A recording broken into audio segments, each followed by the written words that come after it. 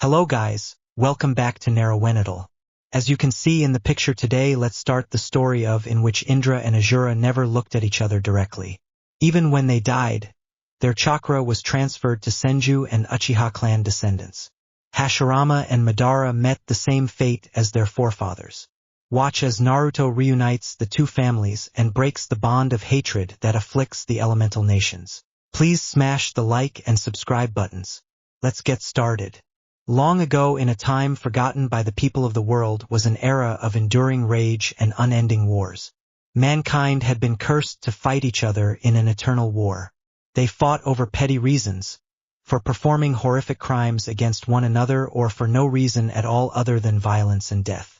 Different factions often tried to better themselves by weakening their enemies so their own military strength could be greater, only for a greater force to overwhelm them later. Humanity had a curse, a distasteful and infectious curse that all beings were infected with. One more powerful than any war. The curse of hatred, a potent force that can drive an innocent person to become a beast fueled by rage to hunt down those who wronged them. All the while inflicting more pain, brutality, and spreading further hatred among people. Hatred was like a tree, and it only continued to grow as more and more people were festered by it. Those who were directly affected by it and those who bared witness to those horrific outbursts of fury. No one was ever safe from it. One may even say it was genetic and had the possibility to be passed down the generations. But what came after hatred? Most would say healing. Healing from the pain of their lives and the pain they brought on others. Only an imbecile would believe that it would bring about a stop to hatred. What comes after hatred would be either of the following things. Emptiness, where a person would lose everything that was ever close to them. Their own self, the emptiness it brought forth was like an ever-spreading fire with nothing to quench it with, or even more hatred, where the anger would blind people to the truth and make them accept that the world itself was responsible for what happened to them. Among the humans and their inherited hatred was a tree of massive height and equally massive power. A tree that was worshipped as a god. This tree had a conscience of its own, but very few knew the full extent of its intellect. This tree watched as the humans around it fought and murdered each other and cheated one another for their own gain while turning a blind eye to others. The tree knew that while humanity had the capacity for good and evil, they overwhelmingly chose the latter option. The tree would often look down upon the humans and be disgusted by what it would see. At times, it took pity upon them for their short lives and weakness. The colossal tree didn't know whether it liked being praised as a god or feared like the Shinigami. But it did tolerate the level of respect the humans showed it. Even the tree, with all its foresight, knew that one day wisdom would be lost, hope would diminish, fate will be turned in different directions and justice would fall. It was merely waiting for that to happen and for humanity to be entirely consumed by hatred. Every 1,000 years, the god tree bore a fruit of immeasurable power and destruction. A fruit that held its own power within. The reasons why one could not lay their hands upon this fruit had been lost to ages. Thousands of years ago, a man named Tenji was the leader of the land of ancestors. He desired for peace and tried to avoid direct confrontation with his opponents to avoid wars being waged. He wished for a peaceful alliance and negotiations with them. One day he came across a lady who could be considered a goddess at first glance in terms of her beauty. She wore a white robe with 6 tomos in the front and purple lining near her arms. She had beautiful silky and straight hair, the same color as that of snow. But what mesmerized him were her eyes. They were pupilless, giving off a silvery glow. He saw her gazing at the night sky with such patience. He had not seen this person before in his land, so he spoke to her. "May I know who you are?" asked Tenji, curiously looking at her. The lady, for her part, didn't reply for a while. A few seconds later she turned to look at him. "I'm Kaguya Otsutsuki." He found her voice to be very melodic. "Where do you come from? What do you desire here?" And again Kaguya didn't reply for a few seconds. She didn't know if she could confide to him what she wanted or where she came from. From what she felt of these vile creatures called human, they were filled with anger and darkness. Yet from him she couldn't feel much of it. "I desire peace. Peace among everyone. A place devoid of wars and hatred." She looked at him and saw the man nod his head. "I come not from another land in this world, but from the stars." Tenji for his part was surprised to hear this. Wanting to know more about her, he began to make small talks with her. After that fateful day, Tenji allowed Kagaya to stay within his palace. He was glad there was another who shared the same ideals as him. They began to meet each other more often and spend more time together each passing day. Soon enough the two became lovers. His devotion to Kagaya's cause for peace made him threaten his own followers with death if they dared threaten peace with the land of that. After Tsukazu, the minister of land of that tried to kidnap Kagaya, Tenji was horrified of Kagaya's godlike powers when he witnessed her kill many of his soldiers in self-defense. Eventually, Tenji decided to betray his love to prevent a war from breaking out. However, as the two sides attempted to capture Kagaya, she ate the fruit from the god tree aka Shinju and gained unimaginable powers. With her new powers, she casted the Mugen Tsukuyomi, Infinite Tsukuyomi. As Tenji fell victim to the genjutsu, he asked her what she was, unaware that she was carrying his children. Kagaya Atsutsuki, for her benevolence for ending the wars and stopping the spread of hatred, was named Yuzugai no Megami, Rabbit Goddess, because of her two horn-like protrusions which resembled rabbit ears. Like the Shinju, Kagaya was also worshipped as a living god on earth. People bowed before her in respect and reverence for her power and divine will that many considered to have no equal. However, Kagaya had not broken the chain of hatred, instead, merely fractured it. She forced more people to submit to her iron will to stop the hatred from spreading. Her power, which was once praised, soon came to be feared, and instead of being called the Usagi no Megami, she came to be known as the Oni. At some point Kagaya gave birth to two sons, Hagoromo and Himura. Both children were born with the same power as their mother, the ability to use chakra. These two boys gained legendary prowess of their own using their own innate ability. As the years passed by, the Shinju had become enraged that its fruit was consumed by someone. Angered and outraged that its fruit was stolen, the tree, surfacing fiery hatred, had appeared before Kagaya's own magnificent eyes before she even knew the consequences of her actions. The tree underwent a metamorphosis of its own, transforming into a gigantic vile creature whose image mirrored its own hatred. A beast that was christened the Jubi, 10 tails, for its 10 massive tails which could split the land in half. The beast rampaged across the land hoping to retrieve the lost chakra and seek vengeance upon Kagaya for her arrogant acts. The entire world felt the might of the Jubi's hatred. The vile chakra of the fruit had corrupted Kagaya's mind. Thus, upon seeing the beast, Shinju called out to her to become one with itself. When Hagoromo and Himura found out about their mother's inhuman act of putting people under her control and using them as puppets, they wanted to confront her. But Hagoromo knew that he didn't have enough power to go against his mother yet. He soon came across a toad by the name of Gamamaru who could utilize natural energy. Intrigued by the power in Senjutsu chakra, both Hagoromo and Himura went to Mount Myaboku along with Gamamaru. There Hagoromo learned to utilize natural energy, Senjutsu chakra. When he returned to confront his mother, he was further shocked. Hagoromo was horrified that his mother, who had given birth to him, could become one with the vile creature in front of him.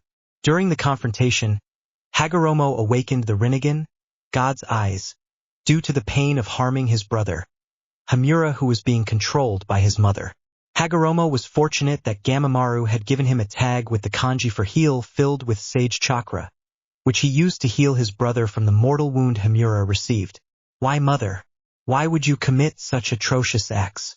Don't you care about the people of this land? Asked an enraged Hagoromo. Chakra is everything. It's life and it is soul. It needs to be whole again, you insolent child. You dare betray me? Spoke Kagaya with an emotionless face. The two brothers fought in a cataclysmic battle that scarred the very earth.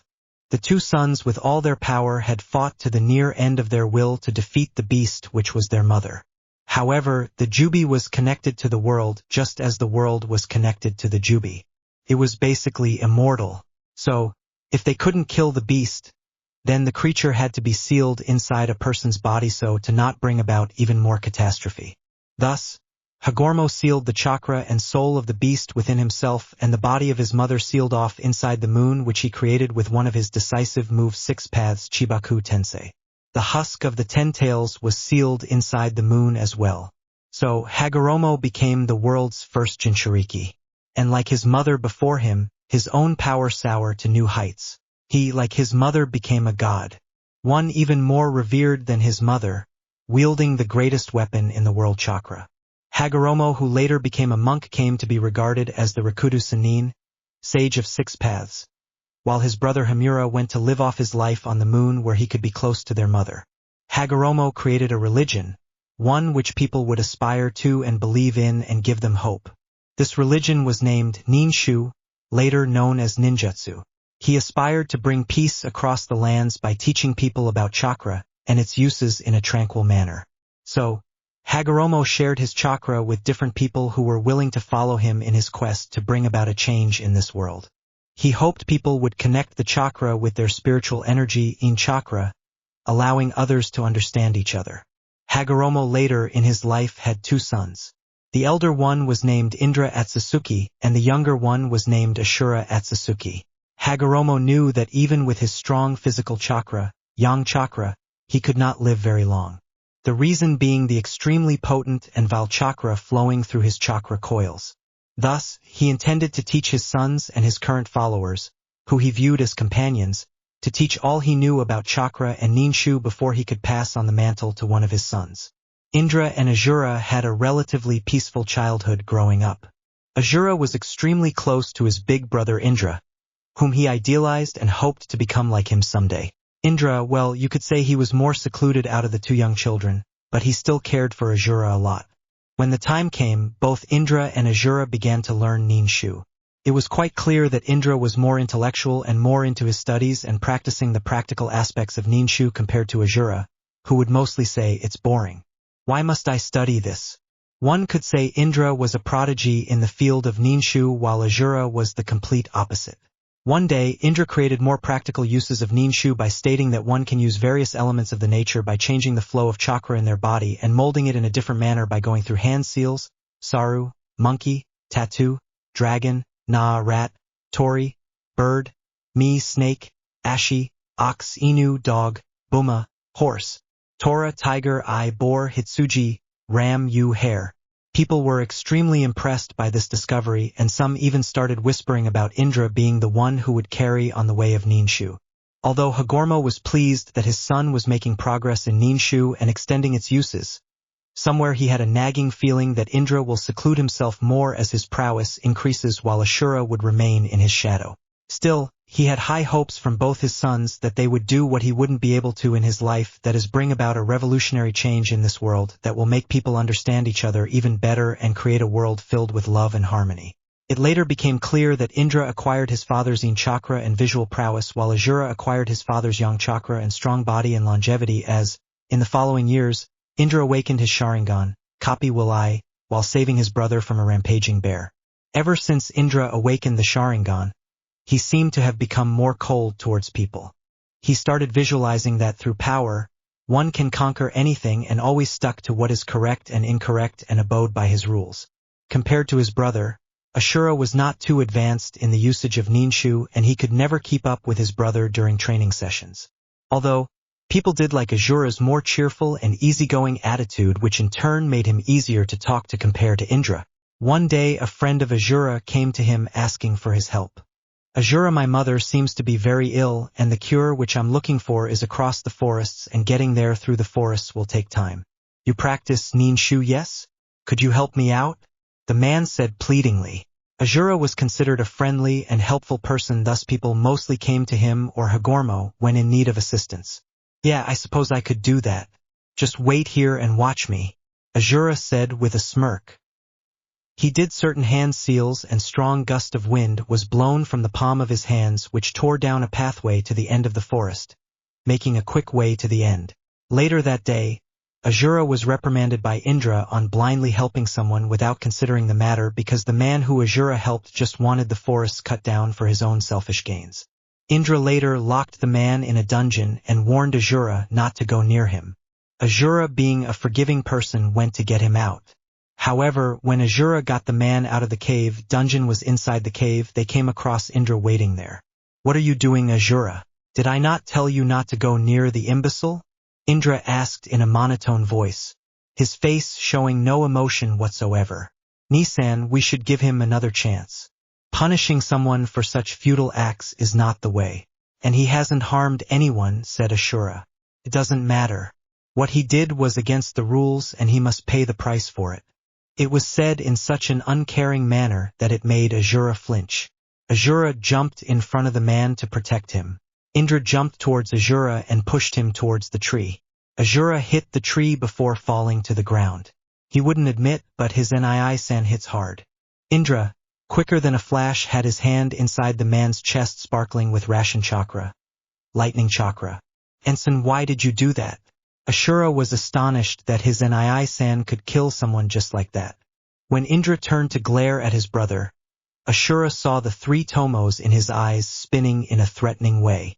That moment he saw the hatred in his brother's eyes. This world needs order. It needs change, and it is only through power one can hope to bring about such a revolution. That's all, Indra said darkly before vanishing from the spot.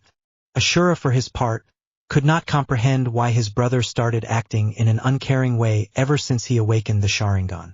He often felt intimidated by those eyes but shrugged it off, thinking it was nothing. After a while he made a grave for the man and just stood in front of it in the stillness of the night.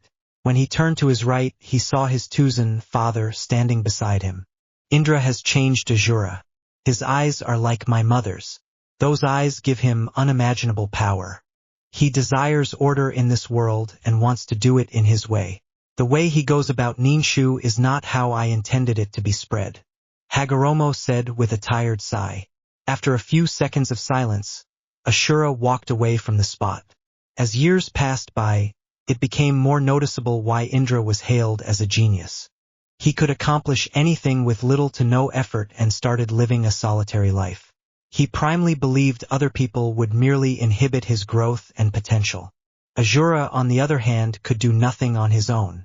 But through his determination and will, along with the ideals of relying on others, his friends, did Ashura's talents bloom like a flower in spring. While unlike Indra, who led a solitary life believing that others would only hinder him, Ashura became a capable leader, amassing many loyal followers, most of whom were his childhood friends. He, like his father wished, began to spread Ninshu to the world through the help of his friends. Upon his deathbed, seeing both Indra's and Ashura's accomplishments, did the sage choose between the two of them, the heir of Ninshu, the prodigious son Indra, or the no-good, untalented Ashura. Knowing of his younger son's exploits and the quality of never giving up on the good inside people, gave Hagoromo hope that cooperation and love would bring about true peace, while lust of power and dominance would only bring about a temporary peace. Thus, Ashura was chosen as the heir to Ninshu. Hearing this, Indra walked out of the room angered at his father's choice, while Ashura was shocked. Father, why me? Nisan would do a better job compared to me, said Ashura. While I do believe Indra is ahead of you in certain aspects, but Ninshu should be spread to teach love, compassion, and be used to bring peace. One must be kind and filled with love and have great patience for that. Those are the qualities I see in you, my son. Later that night, when everyone was celebrating, Ashura went to meet his father again. A doubt somewhere in his mind that his father made a wrong choice still lingering in his mind. He came upon the door which led to the hall where his father sat and made slow walk. He soon reached the place and saw his father sitting there with his eyes closed. Was it the right choice, Oto-san? Ashura asked in a low whisper. Hagoromo opened his eyes, which seemed to give an eerie purplish glow and had several concentric circles and a small black dot as a pupil. He stared at his younger son for a while and answered, Ashura, the world has always been in constant fighting and wars and have started on some of the most unthinkable things. Human life is a precious thing which should not be wasted in fighting wars. It is my belief that one day, the world shall know true peace. Love and compassion are essential part of that. Indra is turning more and more like my mother each passing day. Bringing peace to the world via power and dominance is only temporary, and with time people come to fear the power dominating them as they cannot comprehend it. Come here, my son. I shall now pass on to you what is now yours. Ashura approached his father, whereupon Hagoromo touched Ashura's forehead with his 2 fingers and passed on his yang chakra. also included 6 senjutsu powers. In another part of the village, Indra had just killed his 2 most loyal followers with a tear-stained face, have a single thought in his mind. Whenever someone close to me dies, my Sharingan evolves. Soon, his Sharingan evolved to the Manjikyu Sharingan. 3 tomos converging in together to take the shape of 6-pointed star. Furious over his father's choice and being denied what he felt was his, Indra challenged his father's decision. Overcome with anger, jealousy, and hate, Indra attacked Asura, trying to claim what he felt was his birthright. However, Asura, with the help of others' chakra converging with his and his Rakudu, 6 paths, powers, awakened the ability to use Mokutan and could defeat his older brother. Indra, not taking his loss lightly, left the area before stating he would never follow his way of Ninshu and spent his life trying to destroy him. A few weeks after Indra had left, Hagoromo was counting his final few months on his bed. He knew he didn't have very long to live. He also knew once he dies, the Jubi would be free again. To prevent that, he separated the chakra of the 10 tails into 9 separate parts and using Omnitun, Bambutsu Sozo, creation of all things, made bodies for the 9 chakras ranging from Ichibi 1 tails to Kyubi 9 tails. He later breathed life into his 9 children. Hagoromo called the bijus his children, and put the chakra in the respective bodies, each biju having a different ability. A few months later, Hagoromo went to his mindscape to have few last words with his 9 children. He looked at Kurama, Kyubi, with a somber look on his face. Kurama had a few tears rolling down his face. He was trying hard to keep up the tough act. He was his eldest child and knew how much it would hurt him. A few seconds later, he looked at all of them with a serene smile on his face and said, "I will not live much longer." Shikaku 1 tails Matatabi, 2 tails Isabu, 3 tails Son Goku, 4 tails Kokuo, 5 tails Saiken, 6 tails Chomei, 7 tails Gyuki, 8 tails, and Kurama, 9 tails. Even if you are far apart, you will always be together. You will be in different sizes from how you are now and have different names. But there will come a time when you will be lead down the right path. I hope you learn what true strength is. Hagoromo looks at Kurama and smiles slightly and says, before that time, the feud between the brothers escalated between their respective families, causing war to erupt between them, which continued for ages to come, never ending through the generations, endless bitter hatred. Indra's descendant took the name Uchiha, the flames of their hatred continuously burning, while Ashura's descendant would later be called the Senju clans, inheriting their forefathers' ideals of peaceful coexistence and love. Later down the line, a man named Saito Senju left his brethren who were more concerned with the war era. Saito himself was a peace-loving man. As the years passed, Saito changed his name to Saito Uzumaki and mastered the arts of Fuinjutsu and Kenjutsu to an impressive degree, where he could call himself a master in those fields. He soon married a woman named Tashiri Kurihara and lived his life away from the fighting. Although he did keep close relation to the Senjus. Saito lived 4 or 5 centuries before the warring era state. However, something occurred that had not been seen before.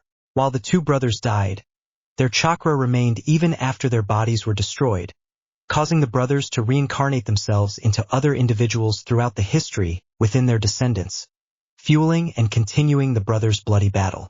And with each transmigration, the reincarnations would grow stronger. Thus, after several generations, came the story of Hashirama Senju and Madara Uchiha, the reincarnations of Ashura and Indra Atsusuki. They too started out as friends and saw each other as brothers. The 2 often fought among themselves, but it wasn't something they couldn't shake off.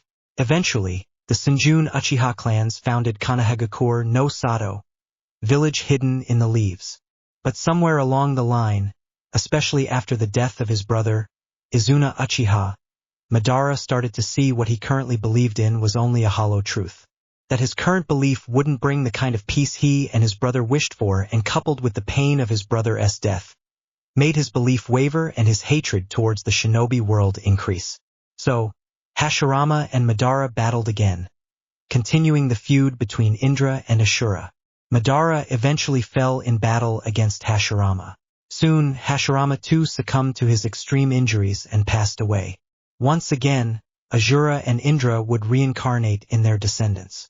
This time stronger than before, and somehow, they both knew their battles in this life would escalate to become more gruesome, bloodier, and would be a path that would turn them topsy-turvy.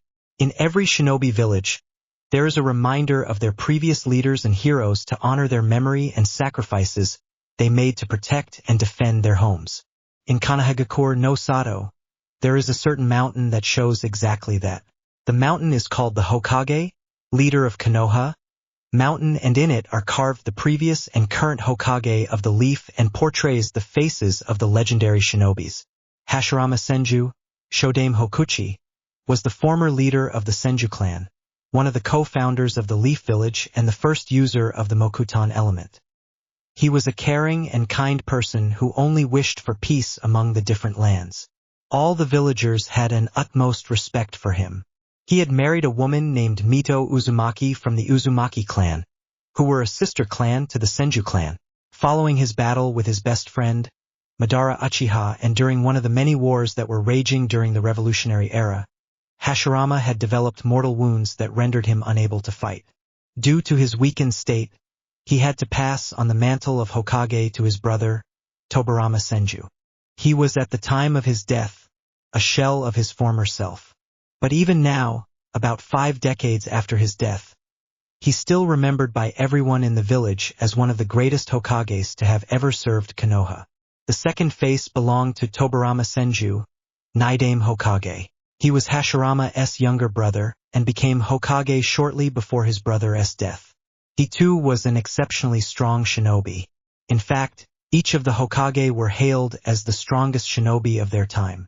Tobarama was known for his sensory abilities and extremely strong Sutan affinity, water affinity.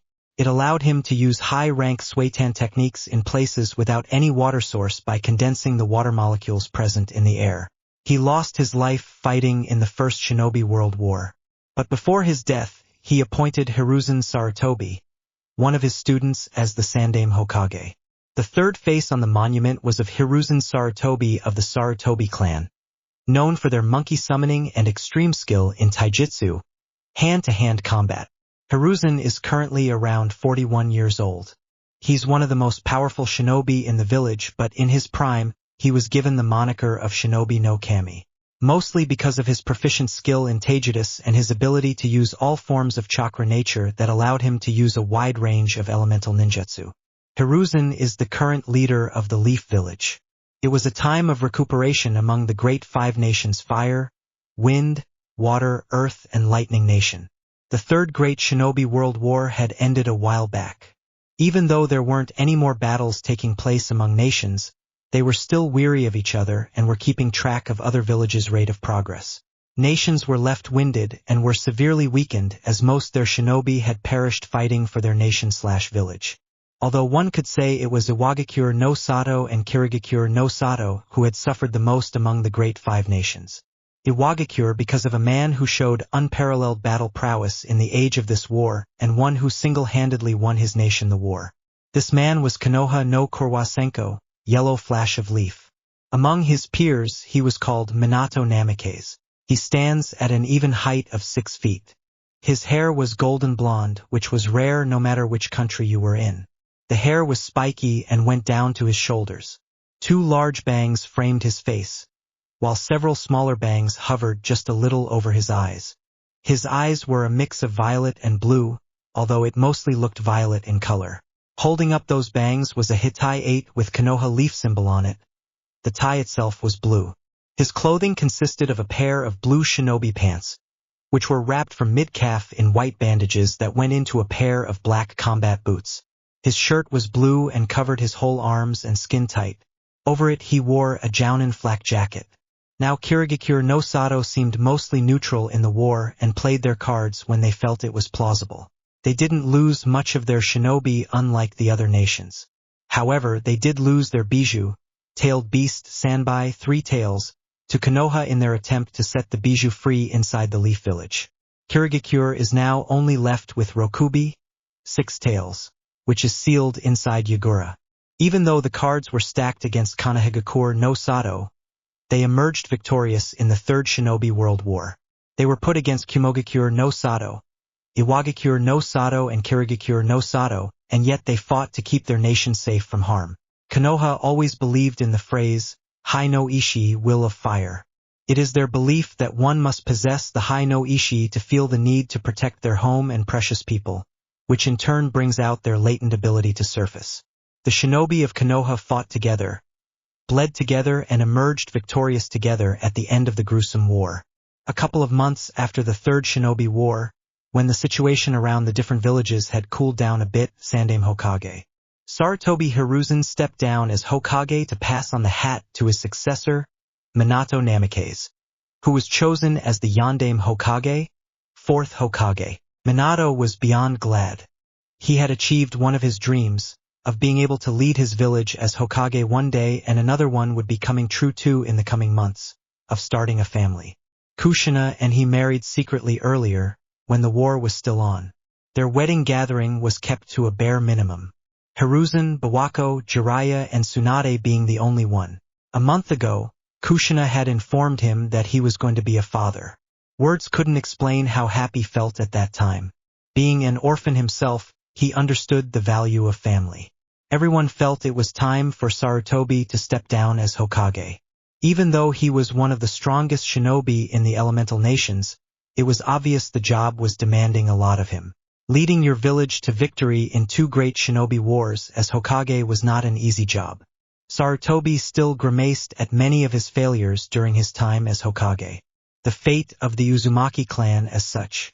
Tobirama Senju had selected him as Sandaime after his death, at the end of the First Shinobi World War. The Second Shinobi War was almost over. Kirigakure had retreated from the war, as they didn't have many soldiers to offer to Kumogakure and Iwagakure. To salvage something from this war in their favor, Iwagakure and Kumogakure formed an alliance with Tsunade to launch an all-out attack on Uzi no Kuni with their remaining shinobi, which was the residing place of the famed Uzumaki clan. The Uzumaki clan were known for their mastery in Fuinjutsu and Kenjutsu. The other nations feared the might of the Fire Nation when coupled with those from Uzi no Kuni. As the saying goes, to cripple an enemy one must get rid of their allies, when the enemy is at their weakest. It was a single clan against three great nations. The Uzumaki clan had gotten sent a request to Konoha to aid them in the battle. Hiruzen knew, at that point of time, his village didn't have the strength to stand up against three great villages. Yet, he sent some of his best men to get those out who were still alive by the end of the battle. Speaking of the battle, it was bloody. The whirlpools surrounding the land were glowing in red. The land gave off a heavy stink of iron. Bodies were slaughtered. Even though the Uzumaki clan was wiped out, they ended up destroying 3/4 of the enemy. There was one girl who was found hidden out of sights. She was Kushina Uzumaki, daughter of the deceased Uzukichi. She was taken to Konoha and she stayed with Mito Uzumaki, given the two were relatives. Kushina had an incredibly potent chakra, through which she could make chakra chains. That was an ability Kushina discovered she shared with Mito. Even among the Uzumaki, not everyone had the ability to create chains from chakra. It was said that these chakra chains had the ability to hold down bijus, tailed beasts itself.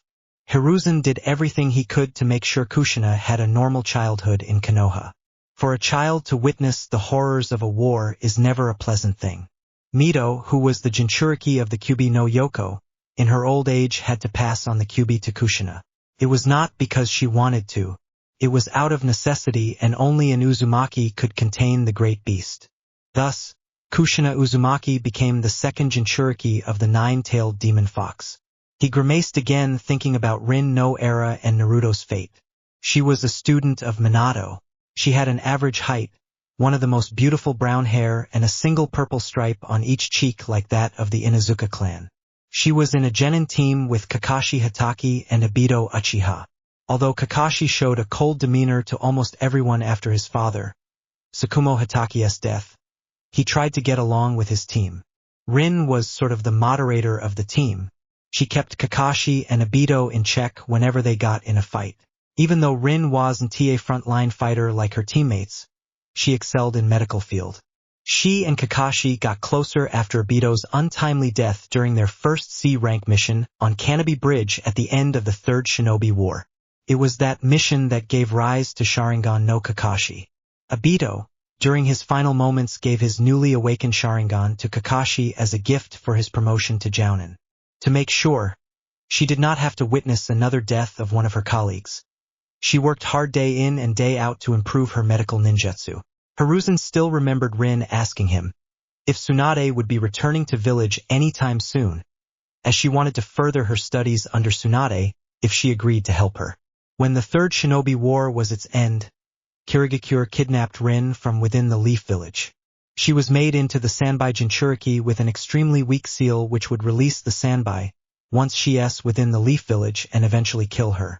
It was Kakashi who first noticed that she was missing from the village. He immediately informed the Sandaime and Minato about this. Minato and Kakashi soon went after her trail and found her among several Kiri Umbu. Both of them took quick care of the Umbu around and quickly returned to the village. Fortunately for Rin as well as the Leaf Village, Jiraiya and Minato fixed the seal for the time being. Rin's chakra wasn't powerful enough to hold down a bijou. Also, the sudden influx of the Three Tails potent chakra was overwhelming her chakra coils. Hence, their predicament being that they had to look for a new Jinchuriki and somehow convince Tsunade to come back. She was the only one who had the expertise to save Rin after the extraction of the bijou. Rin had to be kept in the hospital's separate wing only meant for the Hokage. She was under constant supervision to ensure her safety. The only soon-to-be-born child who would be strong enough to hold Sanbai down was Naruto. Being an Uzumaki provided him with potent chakra and longevity. Kushina at first was adamant about not being able to bring herself to do it to her baby son. It wasn't any less difficult for Minato. But he knew, as a soon-to-be Kage, the welfare of the village will fall on his hands. Also with Kushina and him alive, they will be able to look after Naruto. Kushina, being a Jinchuriki herself, could help Naruto with the hardships that came with the life.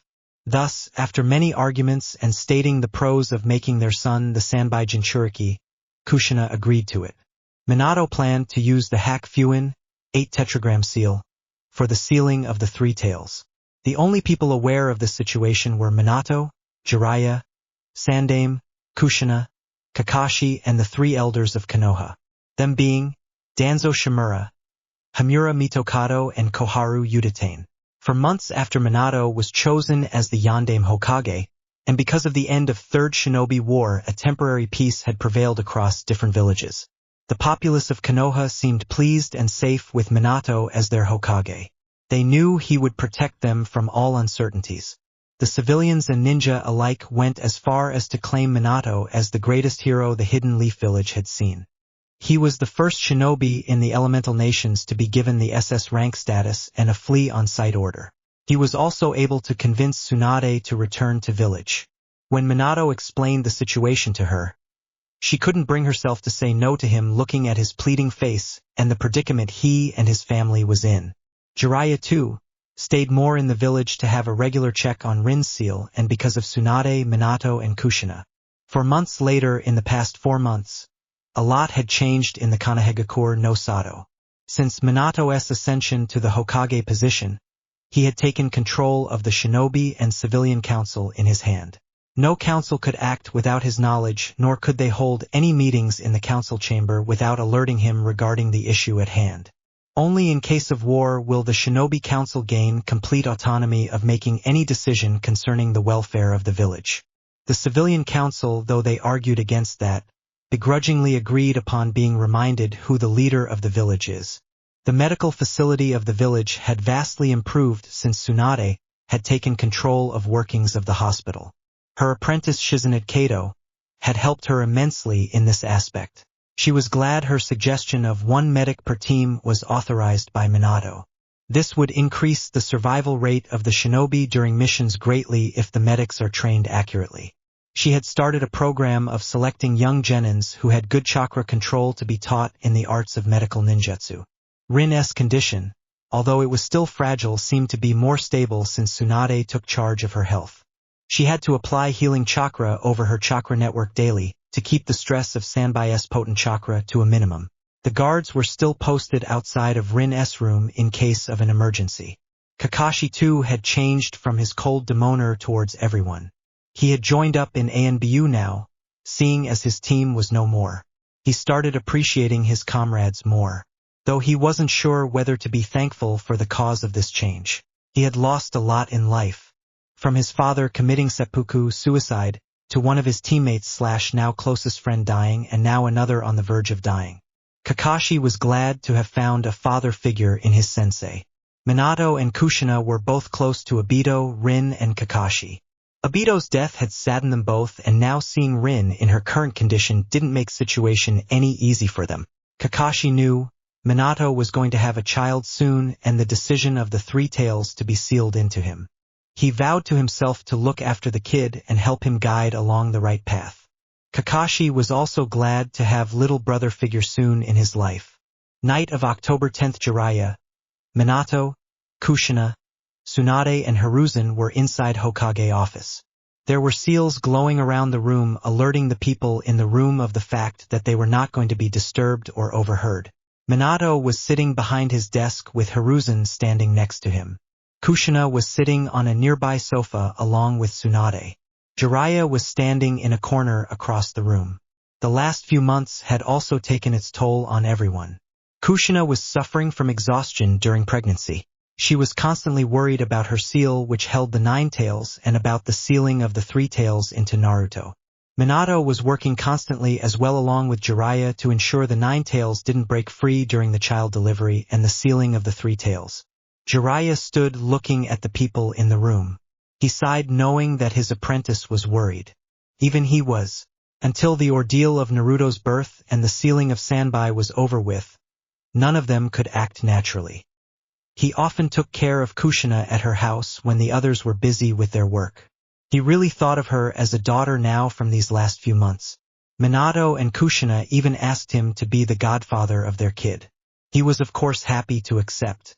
Seeing that everyone has been quiet for a while, Hiruzen cleared his throat to gain everyone's attention. As we know, Kushina will deliver the child at the safety of the Hokage safe house. Only we, the caretakers Bawako and Tsunade in charge of delivering Naruto, know what is happening. Tsunade, would you ask Shizen-chan to stay with Rin since you won't be around to check up on her tonight? Tsunade nodded. Once Naruto is delivered, Jiraiya will take him to the sealing chambers and Minato will recheck the seal-holding Kyuubi.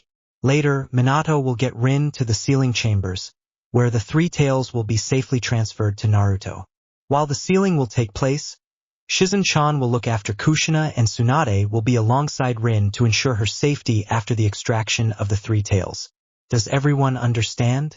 Hi, everyone said at once. Good, the task beings tonight. Minato and Jiraiya, have you prepared yourself for any case? Hi Hiruzen-sama, Minato said. Jiraiya settled for nodding his head. Good. I will see you all when this is over then. Be careful and good luck. Tsunade, Bawako and the caretakers had already arrived at the Hokage safe house along with Kushina, who was beginning to go in her labor. Outside the safe house were several ANBU, who were guarding the place. They had been briefed on the details and had been sworn to utmost secrecy by both the Sandame and Yondame. Minato along with Jiraiya soon arrived at the Hokage safe house and saw Kushina already in labor. Minato dashed to Kushina's side and saw her screaming and held one of her hands with his left and his right hand on Kushina's seal to hold back the Kyuubi. Jiraiya stood next to his pupil while Tsunade and Bawako were working on the child's delivery. Ah! Screamed Kushina as she was starting to push, fully clad in a hospital gown and a sheen of sweat coating her face. Come on Kushina, you're doing fine, Minato said in a soothing excitement as he stood next to the mother of his child. Kushina gulped in more air to let out another agonizing scream. Damn you Minato! This is all your fault, you bastard! She roared at the Hokage as she crushed his hand that held hers as a sign of support. The blonde male did his best to not grunt in pain while also keeping the Kyuubi in check. But he couldn't help himself from falling to his knees from the woman's deathly grip. That's it Kushina-chan, you're nearly there. I'm starting to see the head, Tsunade exclaimed. Just hurry the hell up and get him out of me, Kushina shouted back. You're doing great Kushina. Just a little more and it will all be over soon, encouraged Minato. Oh, don't give me that. I wouldn't even be in this mess if it wasn't for you, you know, screamed Kushina. With a sporadic mind in the heat of the moment, She suddenly raised her free hand to strike the young Kage in the face. Before she could hit him though, Minato quickly used the Kourami no Jutsu substitution jutsu to replace himself with the nearest thing to him and quickly placed both his hands on Kushina's seal to keep the bijou in check. Unfortunately for the target, who was Jiraiya, was quickly launched through the walls by Kushina's punch. Sorry sensei, better you than me. The strength of her hits is almost on par with Tsunade-sama. It's just scary. Minato thought sympathetically as he gazed at the Jiraiya-shaped hole in the wall. The legendary shinobi's legs were sticking out and dangling over the broken piece of the wall, and were the only parts of him visible from his laid position on his back. Luckily, the room he burst into was empty, leaving only the small group to hear his groans of misery. Although Tsunade wanted to laugh witnessing the scene in front of her, she couldn't as she currently had to focus on getting Naruto out of his mother. Minato was pulled out of his train of thought when Kushina screamed again. Get this fucking kid out before he kills me. It's almost done, Kushi-chan. Just one more push. Tsunade said eagerly. You heard her. You're almost there. You can do it. Minato added with a growing smile. Kushina glared with her violet eyes at Minato and gave him a death glare. Shut up. I would like to see you try and push out a child that doesn't want to leave. It was but after a minute or two when Kushina gave one final shout of exertion, and the first cry from the baby silenced the room. Tsunade wasn't stopped and with a gentle smile grabbed the newborn and cut the umbilical cord, cleaned and wrapped him up in a small forest green blanket before handing her to Kushina. Minato was overjoyed hearing his son's first cry. He couldn't believe he was a father now. By this time Jiraiya had already recovered from his unfortunate accident, and stood beside Minato with a wide smile on his face. So, Minato, how do you feel now that you are a father? Jiraiya asked eagerly. I don't know, sensei. It's overwhelming, said Minato in a trance-like state. Just as Tsunade handed the baby to her daughter-like figure, she gently said, Kushi-chan, allow me to introduce you to your son Uzumaki Naruto. Meanwhile Herzuin was calmly looking at the village from top of the Hokage Tower. Suddenly he felt the wind change. He knew something important has taken place or is going to take place. One may call it years of shinobi experience or just an aged man's intuition. He knew the coming time is going to be certainly different. He just didn't know how right he was. The Toads have been one of summoning contracts of Konohagakure no Sato for around 3 decades now. They are said to be among the mightiest summons, including the slugs and the snakes. Mount Myaboku is the place where the Toad clan resides. Among the Toads, there was one extremely old Toad who was known by their summoner and the other Toads as the Grand Toad Elder. He was the size of a battle toad, almost half the size of the Hokage monument. But in his old age, he couldn't move around much. Hence, he sat in his seat almost all the time. He too felt the sudden change in wind and instantly had a small smile on his aged, wrinkled face. He now knew the prophecy he prophesied about a very long time back to his friend had begun. He immediately called upon the nearby Toads to ask them to inform Fukasaku to summon Jiraiya as soon as possible. Back in Konoha at the Hokage safe house, the tired but happy Kushina gazed down at the still crying baby in her arms with glistening eyes. Hello, little one. She cooed as she brushed her hands over the baby's bright blonde hair which seemed long for his age, smiling with as much love as she could muster.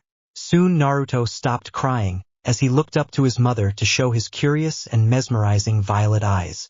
After what seemed like an eternity of childish contemplation, he finally smiled back, making him look even more adorable to everyone else.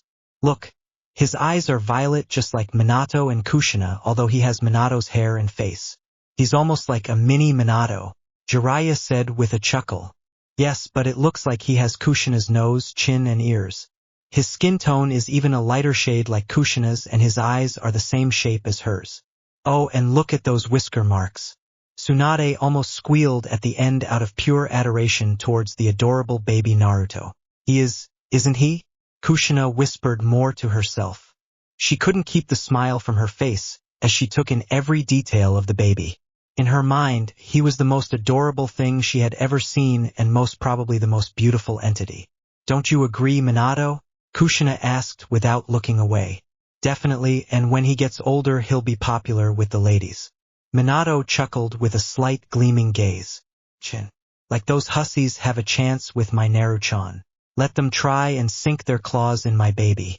They must deal with me then, said Kushina with mock glare at Minato, which made everyone chuckle instead of him, who just felt a slight shiver run down his spine.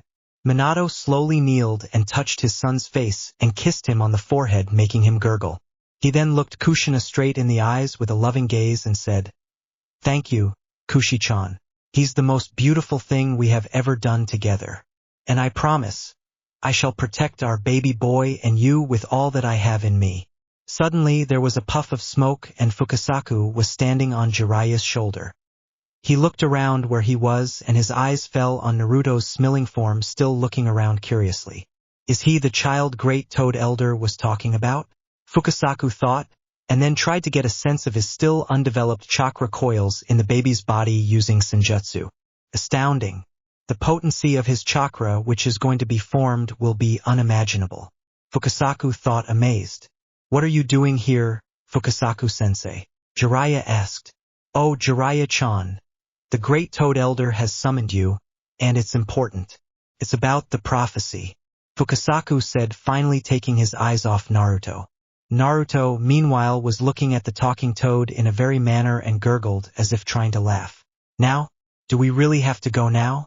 Naruto is born right now. Can't it be done a bit later? Jiraiya asked. No, it can't be, Jiraiya-chan. It's necessary. Jiraiya looked a bit down upon hearing that. He looked at Minato and gave him a knowing look. Soon, Jiraiya along with Fukasaku vanished out of everyone's sight, indicating that they were reverse summoned. Kushi-chan, I'd like to take Naruto to the maternity ward to make sure that he's in good health. I also want to give you a sedative that will make you sleep for a while so that your body can rest and recover from the strain, said Tsunade professionally. Fine, but I don't want anyone going but you touching my Naruto-chan. Is that clear? Kushina requested tiredly, the excitement finally getting to her mentally and physically. She immediately fell into unconsciousness as her eyes became to drool from the heavy exhaustion her body recently go through. Of course, I wasn't going to let anyone near him anyhow. Tsunade whispered slowly before proceeding to take Naruto from Kushina's hands. Just as Tsunade took baby Naruto into her arms, there was swirling of air beside her, from which a man appeared. He kicked Tsunade away and took Naruto into his arms and immediately put a kunai through Bawako's heart, who ran toward Naruto upon seeing him being taken by an unknown individual. Tsunade had quickly recovered upon being kicked away and saw that Minato was helping her up.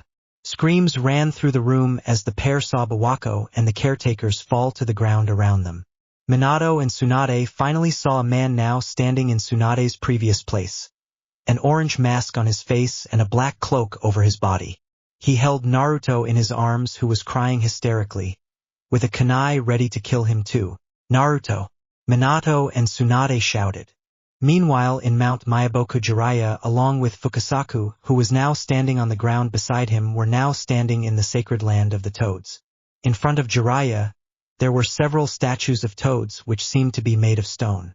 These statues were in fact living toads who failed to control the amount of senjutsu chakra flowing through their body. So, what's the matter, sensei? Jiraiya asked, looking down at the small toad beside him. Walk with me, Jiraiya-chan, and all shall be explained to you in due time, said Fukasaku. Hey, don't talk with me in riddles. Tell me what's going on, that you had to bring me all the way here at such an important time, Jiraiya said indignantly. Fukasaku remained calm and did not bother replying to the self-proclaimed pervert and started walking towards the chambers where the Great Toad Elder resided. Jiraiya, seeing that he wasn't going to get any answers from him, decided to follow him to the older sage. On the way to the chambers, Jiraiya voiced his concerns. You said it's about the prophecy. Has the Elder Sama had another dream regarding the child of prophecy? Jiraiya inquired in a serious manner. It's not a dream, Peresi. He says he felt a sudden change in the wind. His senjutsu prowess is even greater than mine. So, it should not surprise you he could feel something or someone as far as in Konoha. He did not tell me much about it. Just that it has something important to do regarding that prophecy and asked me to summon you immediately, said Fukasaku, still looking in front of him. Jiraiya and Fukasaku soon reached upon two large doors which were guarded two battle-attired toads. The two toads, upon seeing the pair walking towards the door, opened it for them. The great toad elder, who was sitting on his seat, had his eyes closed while Jiraiya and Fukasaku approached him. Upon looking at him, one might say he's just a senile old geezer who seems to be oblivious to his surroundings. Which is true to some point, as the elder toad seems have a sort of short-term memory at times. Fukasaku croaked once to gain the great elder toad's attention and said, "I have summoned Jiraiya-chan for you." "Who did you summon again?" The old toad asked, to not remembering himself asking Fukasaku to summon anyone. "You senile old fart, Jiraiya-chan, our summoner. You asked me to summon him regarding the child of prophecy," yelled an annoyed Fukasaku. "Ah yes, Jiraiya," spoke the elder toad as if he remembered something important now. All this while, Jiraiya, who was standing beside Fukasaku, sighed upon hearing his conversation again, for most probably the 1000th time. Jiraiya bowed to him once and spoke. "Elder-sama, why is it that you have summoned me?" "Fukasaku-sensei told me it is something important regarding the child of prophecy." He now looked straight at the great elder toad and said proudly, "I know Minato is the child of prophecy. He has excelled me in all aspects of being a shinobi. He even surpassed me in senjutsu training. Although I shouldn't be much surprised. He was always a prodigy when it came to shinbai arts. He even shares the same dream as me, of bringing peace to this war-stricken world." Jiraiya was indeed very proud of his prized pupil. Minato was his greatest accomplishment till now, and he believed he would be till the very end. The elder toad seemed amused upon hearing what Jiraiya had to say. "The child of prophecy has taken birth today, Jiraiya. I'm certain of it. This sudden change of wind, I have felt it only once before. And this time the wind seems much stronger than the previous time I felt," spoke the great toad sagely. "Do you remember the prophecy I told you about?" asked the elder toad. "Yes, I do remember. There will come a time when a man who proclaims himself as a hermit shall lead a boy with violet eyes to bring about a great change in the accursed war-stricken world. This child shall unite all the Bijus and befriend them." "That is what you told me a long time back," said Jiraiya. "Yes, that is true. The child has taken birth today. You must look after him, Jiraiya. Train him, teach him the ways of the world, and make sure his heart stays pure.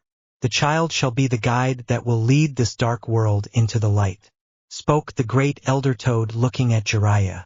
Jiraiya, for his part, did not know what to think. He always believed that Minato was the child of prophecy. So being told that he isn't, he felt disappointed. Thinking again, the only child Jiraiya knows that was born today was Naruto.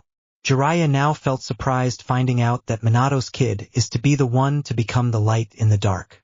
"Are you sure about this? Is it not a bit too soon to tell?" said Jiraiya with a hint of uncertainty in his voice. "Yes, I am sure of it. I haven't felt such presence in 1,000 years. The child has the potential to become the second coming of Rikudo Sannin, sage of 6 paths. Jiraiya, you must make sure the child grows up peacefully and grows to love the world around him. The child seems to have one of the purest hearts I have sensed. I am sure even Fukasaku shares similar thoughts as me," spoke the great elder toad. Jiraiya looked at Fukasaku and saw him nod once. Jiraiya, although was saddened that his first prediction hadn't come true about Minato, but at the same time was filled with joy about Naruto, his godson.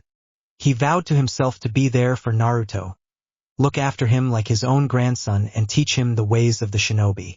He would instill every bit of knowledge in Naruto as he would grow up and make sure Naruto enjoys the world around him as much. "You don't have to ask me to look after him, Elder-sama. I shall look after my grandson." Jiraiya views Minato as his own son, hence he calls Naruto his grandson, "to the best of my abilities, and make sure he grows up to be a fine man," said the toad sage hermit proudly and bowed to him once. Jiraiya and Fukasaku soon left the chambers and went to the same place they appeared first when they left Konoha, with Fukasaku once again on Jiraiya's shoulder. "Well, Jiraiya-chan, you know what to do now. Naruto-chan will grow up to be an important boy in the future. If you want to finish your senjutsu training anytime soon, you can come to me and Ma anytime you want," said Fukasaku. "Yes, Fukasaku-sensei. I will finish it soon." Now is not the time, I suppose. It was a lot to take in initially. But now that I think about it, Naruto is the son of two legendary shinobis, Minato and Kushina, and Minato has already surpassed in almost everything. Naruto is bound to grow up to be powerful figure both in terms of being a shinobi and in getting the ladies. Jiraiya said with a lecherous grin at the end in the hopes of getting inspiration for his future Ika Paradise books. Fukasaku did not know what to do with him anymore and just ignored his last comment. Off you go now, Jiraiya-chan. Enjoy the first moments of Naruto-chan, said the small toad as he hopped off Jiraiya's shoulder and prepared to send Jiraiya back to Konoha. Jiraiya soon found himself standing in the same place before he went to Mount Mayaboku. He saw that Kushina was unconscious and Minato was standing beside Tsunade, who seemed to be hurt, and Minato had a worried look on his face. Jiraiya immediately ran towards them and looked around the room to see dead bodies of the caretakers and Bawako lying in the pool of their own blood. Jiraiya turned around just in time to see a man wearing an orange mask with a swirling pattern holding a crying Naruto with a kunai held at his throat. Before he could ask Minato or Tsunade what's going on, the masked man spoke. Yandame Hokage, step away from the Jinchuriki or your child dies, spoke the masked man calmly. Minato, Jiraiya and Tsunade shouted. Just calm down. We can work this out. Minato said. What do you want with Kushina, you bastard? Asked an enraged Tsunade. Oh, you know, just this and that. Take the Kyuubi out and destroy the village. The masked man said in a sarcastic voice. You are not getting your hands on her. You got to deal with the three of us first, said Jiraiya. Jiraiya-sensei, do not do anything too quickly. He still has Naruto with him. We must get him to safety. Tsunade-sama, can you look after Kushina first? Minato asked without taking his eyes off the man who held his newborn. Tsunade nodded and was just about to move to Kushina when the masked man spoke again. Do you care about your child, Yandame Hokage? The masked man asked. I do. Minato said. Choose now, Yandame, the masked man shouted. With that, he tossed Naruto up into the air and held his kunai underneath, ready to kill him. Minato dashed across the room in a yellow flash and caught him. The man disappeared with speed and went to grab Kushina. Tsunade and Jiraiya, seeing the man move towards Kushina, went to intercept him with speeds that could only be rivaled by Akage. Jiraiya had a Rasengan formed in his right hand and Tsunade had amassed a great amount of chakra in her left hand to smash the masked bastard into the next life. But what happened next caught all the people in the room off guard. The Rasengan in Jiraiya's hand and Tsunade's punch phased right through the masked man, and he just walked right through them as if they weren't even there. What? Both Jiraiya and Tsunade asked, bewildered, before plowing straight through the wall leading outside. The masked man grabbed Kushina and disappeared, but not before going through a half-tiger sign when a sizzling sound was heard straight from Naruto's towel. Shit. Minato cursed before tearing off the towel and used Hiraishin to teleport them outside their house. When an explosion went off, Minato saw Tsunade and Jiraiya kneeling on the grass, silently cursing themselves for their lack of judgment. Jiraiya-sensei, Tsunade-sama, Minato shouted and dashed over to them. I'm fine. We should have known better than to underestimate him. He got past the special ANBU outside and got through the barrier put up by you and Jiraiya. Tsunade said with a downcast look. We have to assume the worst. Get back to the village and inform Sandaime-sama of everything that has transpired here. Take Naruto too with you, sensei, and keep him safe. Tsunade-sama, could you go and check on Rin? He may also be after her, considering he's after the Kyuubi. Minato said before turning away. Alright, but where are you going, Minato? Tsunade asked, hopefully to put a stop to this before it even starts. Minato said, determined. Tsunade nodded and immediately ran back to the village. Jiraiya stepped in front of Minato and took Naruto away from him, who had quieted down now. Jiraiya turned to leave, but Minato put a hand on his shoulder, stopping him for a moment. Let me mark you with my Hiraishin seal just in case. Push some chakra into it if you do require it. There was a silence. Then Minato said, if all else fails, promise you won't stop me from what I must do as the Hokage. Jiraiya froze on his spot when he heard those words from Minato and the look he had on his face.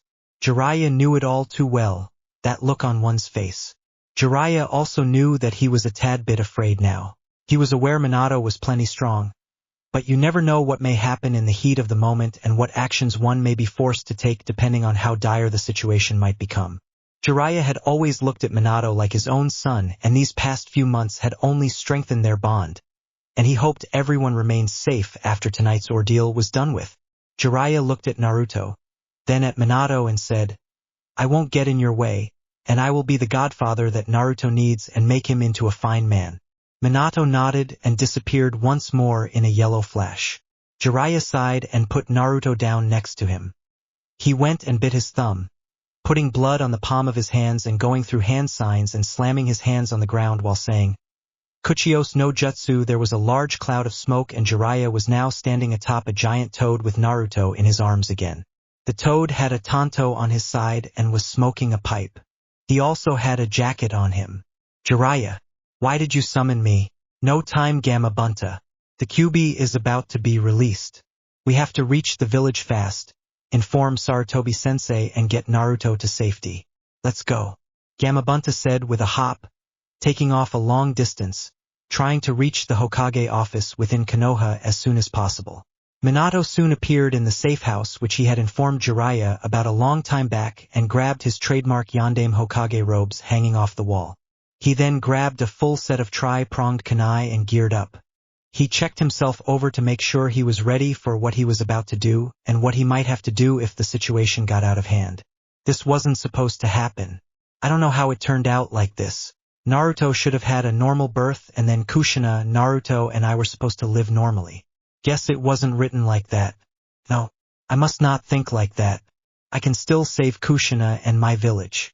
I just hope we don't have more trouble than we already have coming our way tonight. I'm coming, Kushi-chan. Minato disappeared in a yellow flash towards Kushina's current location, thinking along those lines. Meanwhile, Tsunade was running as fast as she could towards the hospital to make sure Shizune and Rin were okay. She soon reached the hospital and ran towards their room. She saw the guards posted outside the room were dead on the ground, and she instantly grew worried and rushed inside the room. The first thing she saw was the aqua blue-colored chakra that was bubbling out of Rin's seal, and next to her bed was a bloodied Shizune, who was breathing heavily. Tsunade ran up to Shizune and started healing her immediately. Many of her worst memories were resurfacing now, seeing Shizune in her current state. Shizune was one of the closest people she had, and seeing her like this reminded her a lot of the time when she was trying to save Dan. She quickly ignored those thoughts and focused on healing Shizune. She then saw that Shizune's breathing had stabilized somewhat and knew she was out of danger as of now. She then looked at Rin and felt remorse of not being able to reach here quicker and growing anger towards the masked man, who most likely was the reason behind this scene. She mused. There was nothing she could do now. She couldn't go near her or touch her. The bijou chakra that was bubbling out of her was poisonous to human skin and would only serve to weaken her. She only had one choice left. Grab Shizune. Get out of here and try saving those who would be able to survive the coming attack on Konohagakure no Sato. The combined attack of the 9 tails and the 3 tails was not something any village could come out unscathed. But she had hope in her village. They had come out of worse situations and emerged victorious. But she wondered what the cost would be this time, that is, if they do somehow come out of this predicament. Tsunade kept staring at Rin for a few while.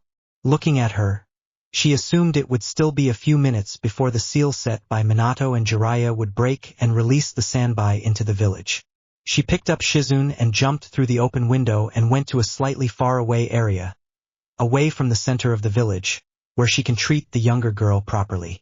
Tsunade then made a seal-less Kage Bunshin and ordered it to inform Sarutobi-sensei of Rin's situation. A field outside of the forests of Konohagakure no Sato, the masked man had taken the unconscious Kushina outside of Konoha to rip the Kyuubi out of the Uzumaki woman. The masked man's 3 Tomo Sharingan had now morphed into the legendary Manjikyu Sharingan.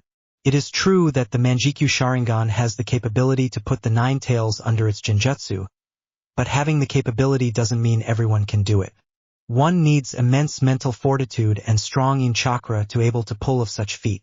Kushina was now suspended in midair because of the Fuinjutsu seal that held the 9 tails back was almost undone. Kushina, however, was now near death, and if the seal released there was a good chance she would die. She was suspended above a lake. The Fuinjutsu chained her to the surrounding rocks, and in front of her stood the masked man. "How does it feel, Uzumaki Kushina?" he asked mockingly. All she could do was breathe to keep herself alive and to restrain the Kyubi as much as her will could allow. But her hold was weakening. "Now, it is time, I suppose, for the nine-tailed demon fox to put Konoha down," the man said before making a hand sign. He channeled chakra through himself and formed a contract seal on Kushina's seal and said, "Kai, release." The seal on Kushina that was holding the Kyubi back completely shattered. The vile red chakra of the nine tails started coming of Kushina and started taking a shape behind her. Very soon, the tails started forming, and in a mere seconds the great Kyubi no Yoko was unleashed once again in the mortal realm. The fox unleashed a great roar before looking down at the heavily breathing Kushina and the masked man that was staring at the Kyubi with those accursed red eyes. Kushina tilted her head slightly, looking at the Kyubi. Unlike most people who assumed the great Kyubi no Yoko to be mindless demon, the beast was aware that his host was a descendant of his father's son, Ashura Atsutsuki. He was not close to Kushina, but he did not hate her as much, unlike the other humans. The Kyubi raised one of its paws to strike the masked man, but was stopped by a single glance from him. The masked man stood in front of Kyubi and saw it began to calm down and was now under control. "You'll never get away with this," Kushina said, breathing heavily. "Amazing, to be able to survive the extraction of a tailed beast. Those Uzumaki genes are indeed astonishing. It will be befitting for a Jinchuriki to die by its own bijou," the masked man said, looking at her. "Kill her, Kyubi," he ordered. Just as the nine tails was about to strike her down, Minato appeared beside her and vanished with Kushina in a yellow flash. "Not while I'm alive," Minato shouted. "Namikaze Minato, still living up to your name of Konoha no Kiroisenko. I'm impressed that you managed to find me first," the masked man said calmly. "As long as I'm here, Konoha will not fall." Minato said, "The Kyubi is mine now, you cannot stop me," the man said before the Kyubi roared at Minato. The Kyubi's tails extended and whipped out to attack Minato, but the Hokage had already flashed a safe distance away, with Kushina in his arms. "Impressive, Yondaime Hokage. Let's see how your precious village deals with two-tailed beasts at the same time," said the masked man before pulling the nine-tailed fox into some sort of space-time ninjutsu and disappearing along with it. Minato looked at this and frowned slightly, seeing how the spiral seemed to originate from his mask. He took a good look at Kushina and noticed how her breathing was very minimal at this point. He held her hand and transferred some of his chakra to her. His chakra was not as potent as Kushina's, but it would do the job for now. "Minato," she said between heavy breaths. "Now, stay quiet. It's going to be okay." Minato said, "No, it's not. I was dead as soon the nine tails was taken out of me. Promise me. You will take care of Naruto," Kushina pleaded. "I promise," Minato said, not looking straight at Kushina's face. She slightly nodded before closing her eyes and giving a slight smile. Her breathing was still heavy and he knew she might not make it. Minato now had tears sliding off his face onto her. "Why?" he asked himself. He wiped away his tears. Then he took his wife close into his arms and flashed to the Hokage's office to regroup with Jiraiya, Tsunade and Sarutobi as he thought of the most likely place where all might be present together. Inside the village it was quiet in the industrial part of the village. It was a full moon tonight in Kanehagakure no Sato and the village seemed almost peaceful. But those who were outside in other parts of the village at this time suddenly felt a sudden chill go down their spines, especially the shinobi. The buildings were mostly closed since it was the night time. The masked man landed softly on the ground and kneeled. He looked around to take in the surroundings. He almost smirked, thinking about the state of the village after his two pets would be done with this village. He then went through hand signs swiftly and shouted, "Kuchios no Jutsu." There was a huge cloud of smoke where suddenly the Kyubi no Yoko was standing and all its nine tails were swishing wildly behind it. It gave a tremendous roar alerting the village of its presence. The masked man stood on top of a building far away and smirked. Now all he was waiting for was the appearance of the three tails, which would be any second now, and then he would put the three tails under his genjutsu to do his bidding. In another part of the village, specifically the hospital, in Rin's room, her seal containing the sanbai was almost undone. In another few seconds, there came a massive surge of chakra from her body, and the three tails escaped its prison, crushing the hospital where it was now standing. The sanbai at this point of time was not in its current state of mind. After being sealed away in humans for so long, it wanted nothing more than to destroy these Nijins, humans, who dared to seal him. He looked straight ahead and saw a masked man with an orange mask. The man looked at the three tails straight in the eye, and the last thing the sanbai would remember for a while would be the masked bastard. Go three tails. Enjoy your time out for the while. Destroy everything around you, shouted the masked man darkly. An hour earlier, Hiruzen was now working at the Hokage's office with a small pile of paperwork in front of him. He did not know how Minato could go through his paperwork at such an immense speed. He cursed himself for not thinking like Minato and continued working. He stamped denial for a shinobi to take leave from his services to the village for a while to rest. He did not even know why his shinobi would want leave at such a crucial period. The war was over only recently, and for the time being, the village needed to undertake more missions to maintain their military strength. He was thinking on these lines when suddenly the door to the Hokage's office was broken down with what he guessed was a punch. The Umbu hidden in the office immediately stepped in front of the Sandaime to protect him from any harm. Tsunade stepped inside the office with a worried look on her face. Upon seeing who the intruder was, Sarutobi ordered the Umbu to step away. "Tsunade, what is the meaning of this?" asked the third sternly. "Sensei, it's Rin. Her seal is about to be undone. The sanbai is going to be released," spoke Tsunade in a rapid voice. Hiruzen immediately turned his rapt attention to her upon hearing that. "What do you mean? Where was Shizune? I thought she would be looking after her while you were with Kushina. Speaking of Kushina, where is she now, seeing as you are not with her?" inquired Sarutobi. "I am just a Kage Bunshin. The real one is with Shizune, healing her. When I entered the hospital room, she was knocked out and lying on the ground, bloodied. It was most likely the mask." Before Tsunade could finish what she was saying, both her and Sarutobi felt a large shockwave. "Umbu, what was that?" "A large toad has appeared outside the Hokage Tower, Sandaime-sama," spoke one of the Umbu. Tsunade and Sarutobi both knew who it was when they heard the shockwave was caused by a large toad. "I will explain everything, Sensei," Jiraiya said, jumping in through the window. He turned and looked at the Umbu and said, "Place the village on emergency orders. Inform the clan heads immediately to keep their clan members hidden in a safe place and evacuate the civilians as soon as possible. Tell the clan heads they will informed of the situation after, and if the situation has been dealt with." "Hi!" the Umbu shouted before disappearing from their spots. Hiruzen stood and looked at Tsunade first and then at Jiraiya, who was holding Naruto in his arms. "Prepare yourself, Sarutobi-sensei. The Kyuubi is about to be unsealed and released inside Konohagakure if Minato fails." "What are you talking about, Jiraiya? How could this happen?" "First Tsunade tells me the Three Tails is about to be released any moment now, and now the Nine Tails too," shouted the aged man in a panicked voice. Jiraiya immediately turned to Tsunade and gave her a knowing look. "So, the masked man got to her too? This is terrible. If we are not careful, there will not be a village standing here tomorrow. Facing the Nine Tails itself is no joke, on top of that the Three Tails? God damn it!" shouted an agitated Jiraiya. "Explain," briefly spoke the third Hokage, turning to Tsunade. "When Naruto was born, I was about to take him to the maternity ward when suddenly a masked man appeared and snatched Naruto from me and held a kunai at his throat, saying, if we didn't move away from Kushina he would kill him." Tsunade said.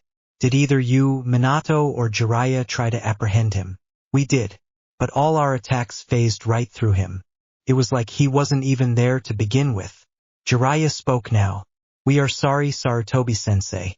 Your wife, Bawako-sama, was killed by the masked assailant," spoke Tsunade sadly. Jiraiya too looked sadly at his sensei, knowing how close he was to his wife. Sarutobi, upon hearing this, looked down at his feet and did not say anything. Many images and memories Bawako and him flashed through his mind. But he could not let himself break down at this point. His village needed him now. This was the life of a shinobi, he mused. Marching forward no matter what. Where is Minato now? Asked Sarutobi after some silence. Suddenly there was a yellow flash in the room and Minato was standing there with Kushina in his arms. Tsunade-sama, could you heal Kushina as much as possible, please? Asked Minato quickly. Minato then put Kushina on a nearby sofa and Tsunade knelt in front of her and started to heal her. Minato, what happened to Kushina? Was the Kyuubi extracted out of her? Asked the aged Hokage worriedly. Yes, it was. I was late in getting to Kushina. That masked man had already put the Kyuubi under his genjutsu. I believe him to be an Uchiha. But the only Uchiha who was remotely able to control the Nine Tails was Madara. I don't know for sure if it is him or not, said Minato. Jiraiya then stepped in front of Minato and looked him in the eyes. Minato, you know there's no choice other than sealing the Kyuubi into him as well. It was not an easy job for Jiraiya to admit that to Minato, but it was the truth. Sarutobi and Tsunade got astonished looks on their faces upon hearing that statement. Jiraiya continued speaking, now with a serious look on his face. The Hack-Fuin is capable of holding up to at least 4-tailed beasts. I could use the Shiki-Fuin to seal both the 9 tails and 3 tails inside of Naruto. With the seal being powered by the Shinigami, it will be powerful enough to seal those two for a lifetime. No, Jiraiya-sensei. It shall not be required of you. I had thought of the possibilities already as soon as the masked man told me about 2-tailed beasts attacking Konoha. I am going to do the sealing, Minato said softly looking at Kushina. Kushina, who was awake, had heard the conversation. She wanted to protest and say it would not be good for her Naruto to lead such a life without his parents around, but her logical part was saying to go with what Minato was saying. Because if not, her baby and her village may not be alive in a few hours. What? Are you even thinking straight, you two? Shouted Tsunade, sealing 2 bijus inside of him. Will Naruto be even able to handle such stress on his chakra coils? The potency of 9 tails and the 3 tails chakra combined would be enormous. You can't do that to Naruto. He would not survive the sealing, even if the Hack-Fuin is capable of imprisoning both the bijus. What about you, Minato? You are the Hokage. The village will need you, Tsunade said, trying to put down this messed up idea. Jiraiya went to retort and say something but quieted down upon seeing Minato raise his hand. I understand your concern, Tsunade-sama, but, Naruto, he's mine and Kushina's son. I believe in him. He will be able to handle the pressure. I want him to grow up in this village, to understand what a shinobi is, to understand what a village is, to form a bond with this village. I know he will grow up to be an important figure, Minato said with a small smile on his face. He continued, I am the Yondaime Hokage of Konohagakure no Sato. I am supposed to lead from the front so none of my comrades would suffer. They all depend on me. It is my duty as this village's leader to save her from perishing, no matter the cost. Jiraiya-sensei once told me, a shinobi's life is not judged by how he lives his life, but by how he dies. If I die protecting and saving my village today, I will know that, for the future, she will be in capable hands, he said looking down at Naruto's sleeping form. The participants of the room upon hearing it couldn't help but shed a few tears. The Sandaime was glad he had picked Minato as his successor. The will of fire he exuded was one Hashirama-sensei and Tobirama-sensei talked about. Jiraiya felt extremely proud of his student at this point.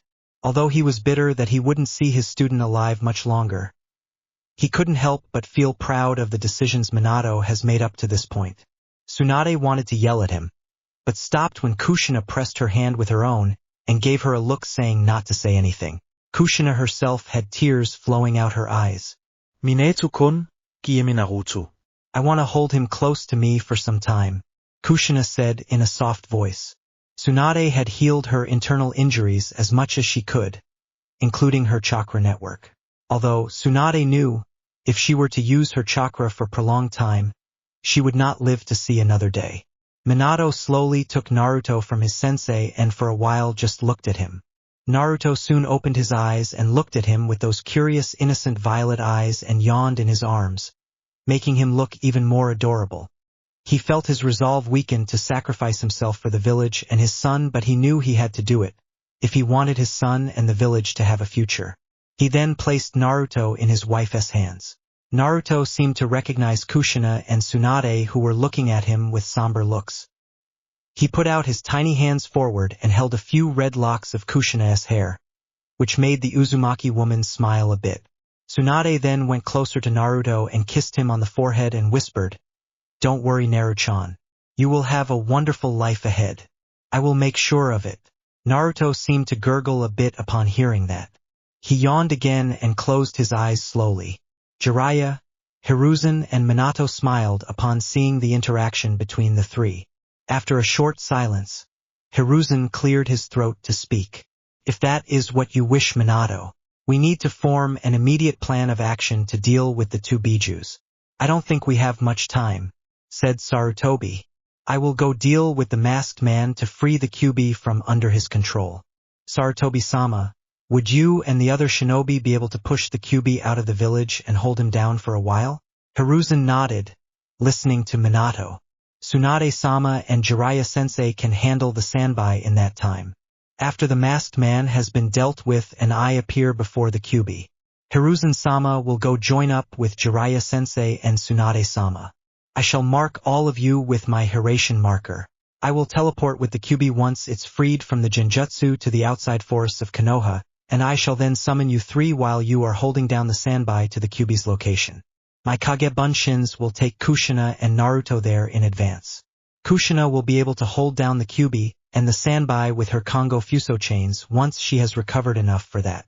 I shall then use the Shiki Fuin to summon the Shinigami and seal both the Nine Tails and the Three Tails using the Hack Fuin seal on Naruto," Minato said, forming the plan in his head as quickly as possible. Everyone seemed to agree with the course of action. They knew Minato was stronger than them and he would be fine on his own against the Nine Tails.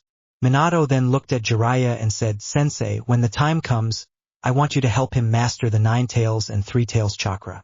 The Kyuubi is said to be the strongest of all bijus and is said to have near unlimited chakra. I believe there will come a time when Naruto will require their assistance." Seeing how the masked man knew about both the Kyuubi and the Sanbai, it is possible to think that he also knows the Jinchuriki of other bijus. "Please do look after him." Minato said the last part in a downcast voice. Sarutobi could not help but feel sad seeing the current situation. Naruto, not even a day since he came to this world, and he was already losing both his parents. "Tsunade-sama, I would like to request something of you," Minato said in a small voice. Tsunade looked at him and urged him to continue. "Would you look after Naruto as your own son, after tonight? I know it's asking a lot of you, but he will need a mother figure in his life. Kushina will not survive the night. Even with her Uzumaki genes, the way the Kyuubi was extracted from her, I'm sure it has left her chakra network haywire. He will need balance in his life. Would you do it, Tsunade-sama?" For a moment, she did not say anything. She looked at Naruto again and saw his sleeping form. She was startled that Minato would ask her to look after Naruto as her own son.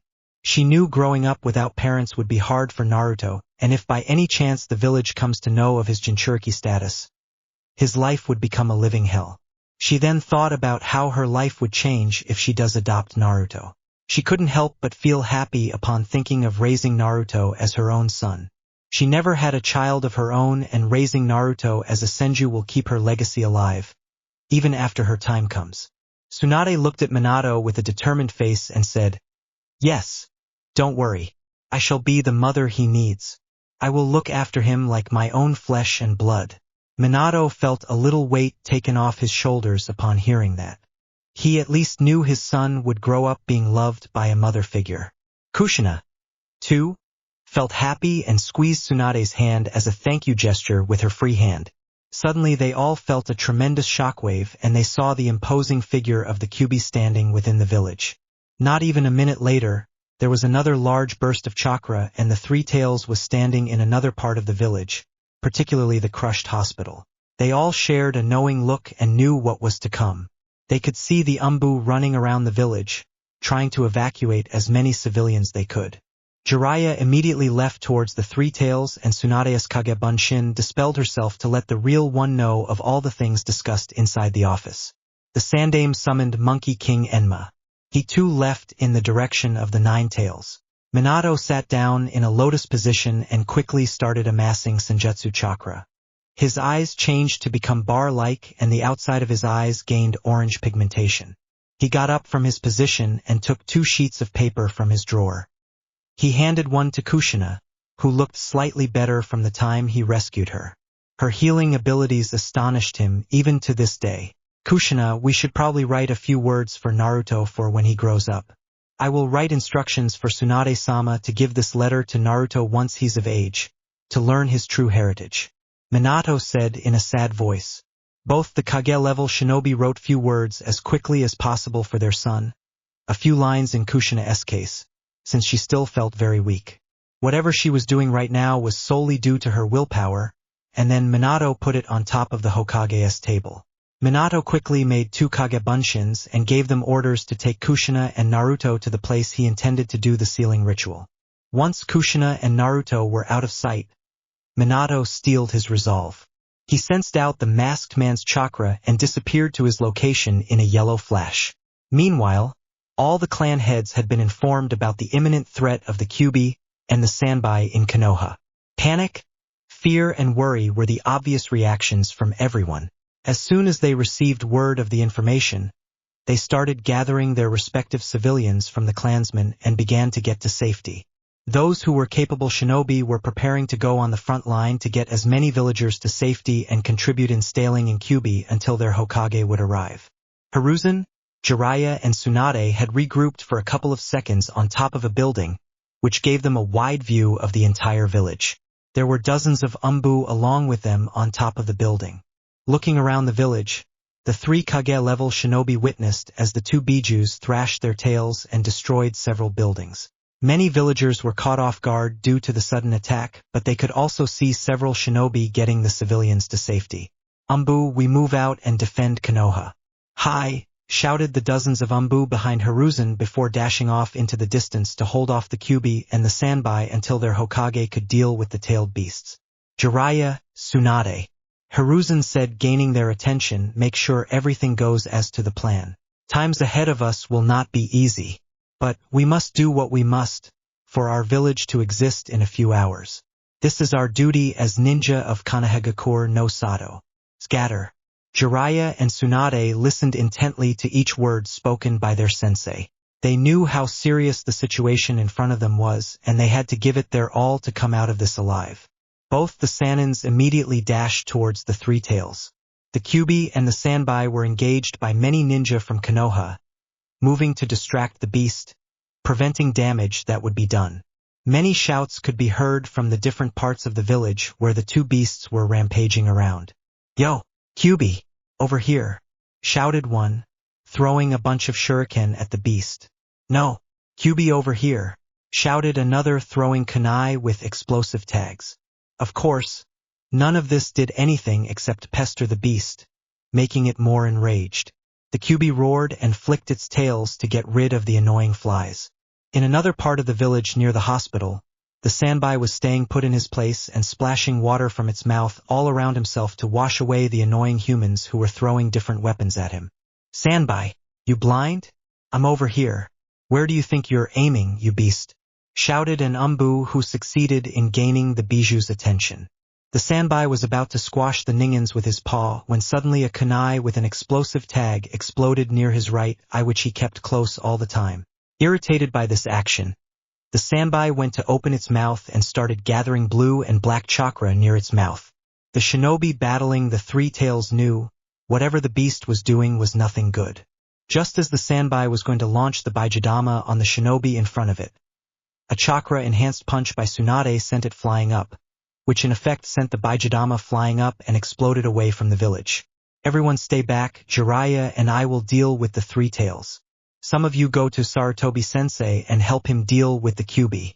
The rest stay behind and come forward when we ask you to. Tsunade said, still looking up towards the Sanbai who was now descending. Jiraiya, you are up now. Summon your battle toads fast. shouted Tsunade, who looked at Jiraiya standing atop a nearby building. The toad sage jumped high up in the air, sending a minuscule burst of chakra to his soles, and swiftly went through a similar set of hand seals and put an immense amount of chakra this time. Utai Kazushi no Jutsu. Summoning Jutsu. Food cart destroyer technique. Out of nowhere, a giant toad appeared above the three tails and landed on top of him, causing a shockwave to spread through the village. The toad took out its tanto and stabbed into one of the tails. The beast screamed and tried to parry off the toad, but to no avail. "Stay down, you damn turtle," the toad shouted. "Nice job, Bunta. Tsunade, quick. Try knocking the Sanbai out by punching its shell," Jiraiya shouted, standing on top of the toad boss. Tsunade, seeing the beast struggling, jumped up, gave another chakra-enhanced punch to the Sanbai's hard shell at maximum strength. Upon contact of Tsunade's fists with Sanbai's shell, there was another shockwave, and the large turtle felt weak on its legs and just fell, momentarily knocked out. And with Gamabunta on top of him applying more pressure, the tailed beast wasn't getting up anytime soon. Now, it is believed that the three-tails shell is among the hardest thing on this planet. So, to be able to crack that hard shell with a single punch was saying something. Jiraiya shivered upon seeing Tsunade's monstrous strength. Good lord. I didn't think she would crack the three-tails shell. Man, the beating she gave me a few years back when I got caught peeking on her seems like a blessing. That's how you beat a damn overgrown turtle, said Tsunade, proud of her handiwork. Jiraiya just sweat dropped on hearing that. The shinobi who were standing behind and watching the entire scene were shell-shocked on seeing the beast down for a while. They all had heard of Tsunade's monstrous strength but never knew the extent of it. Amazing. Such great strength.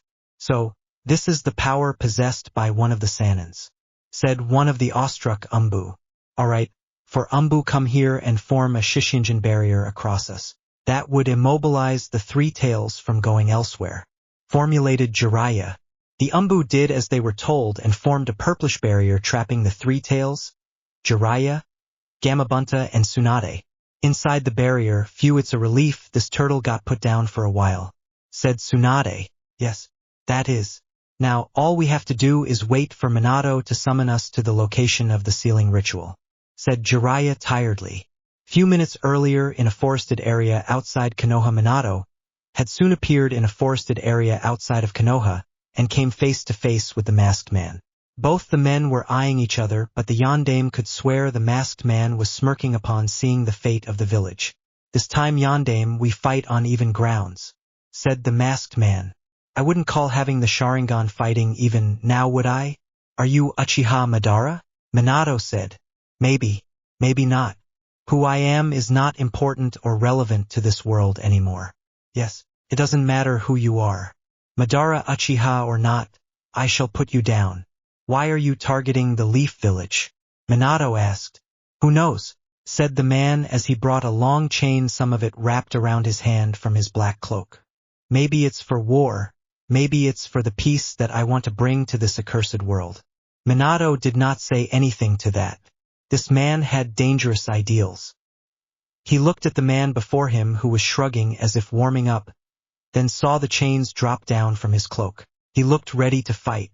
Minato took out his tri-pronged kunai from his pocket and prepared to engage him, when suddenly the man laughed. What is so funny? Asked a confused Minato. You are clueless, Yondaime. The Kyuubi cannot be stopped unless sealed once more. You do not have to worry about the Kyuubi. His fate has already been sealed by me. I intend to stop to you first and then the Nine Tails. Konoha shall not fall while I'm here. So, you plan to make your son the Jinchuriki? You sure that will turn out for the best, Yondaime? The masked man taunted. Minato observed the man carefully, looking for any sign of body language before asking, What are you talking about? I'm talking about your son Yondaime. I know about him. To be raised by the slug Sanmin and that idiot of a toad sage. I even know about sealing the Sanbai into him as well. How do you know such information? Asked an enraged Minato. He shouldn't be knowing all that. No one should be, he thought. Don't fret over such pointless information, Yondaime. I have my sources to gather such things, said the masked man casually. I look forward to fighting him in the future. This ends now. I won't let you get the chance. Minato said before throwing his kunai at the masked man. The man simply gave a huff of air and let the kunai phase through him, but not before seeing the Yondaime charge towards him. A blue spiraling ball in his right hand. Rasengan. Of course, this attack too simply passed through him.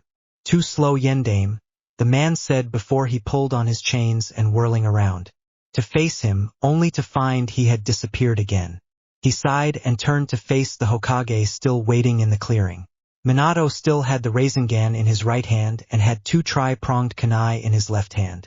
You cannot hope to defeat an Uchiha, said the masked man. We'll see about that, Minato muttered to himself, before throwing the first kunai and charging at the man. The Sage mode helped Minato go at much faster pace than before. Minato moved as fast as the kunai behind it and planning his attack carefully. The man ran to meet him and let the kunai phase through him. The masked man then stretched his hand and said, I win. Hiraishin Reburu Nai Hiraishin level 2. Minato shouted and disappeared, appearing behind the man and snatching his kunai between his fingers and slamming the Rasengan in his hand into the man. Damn it. He flew to the kunai from earlier. I underestimated him, the masked man thought. How about that? Minato asked. Impressed much?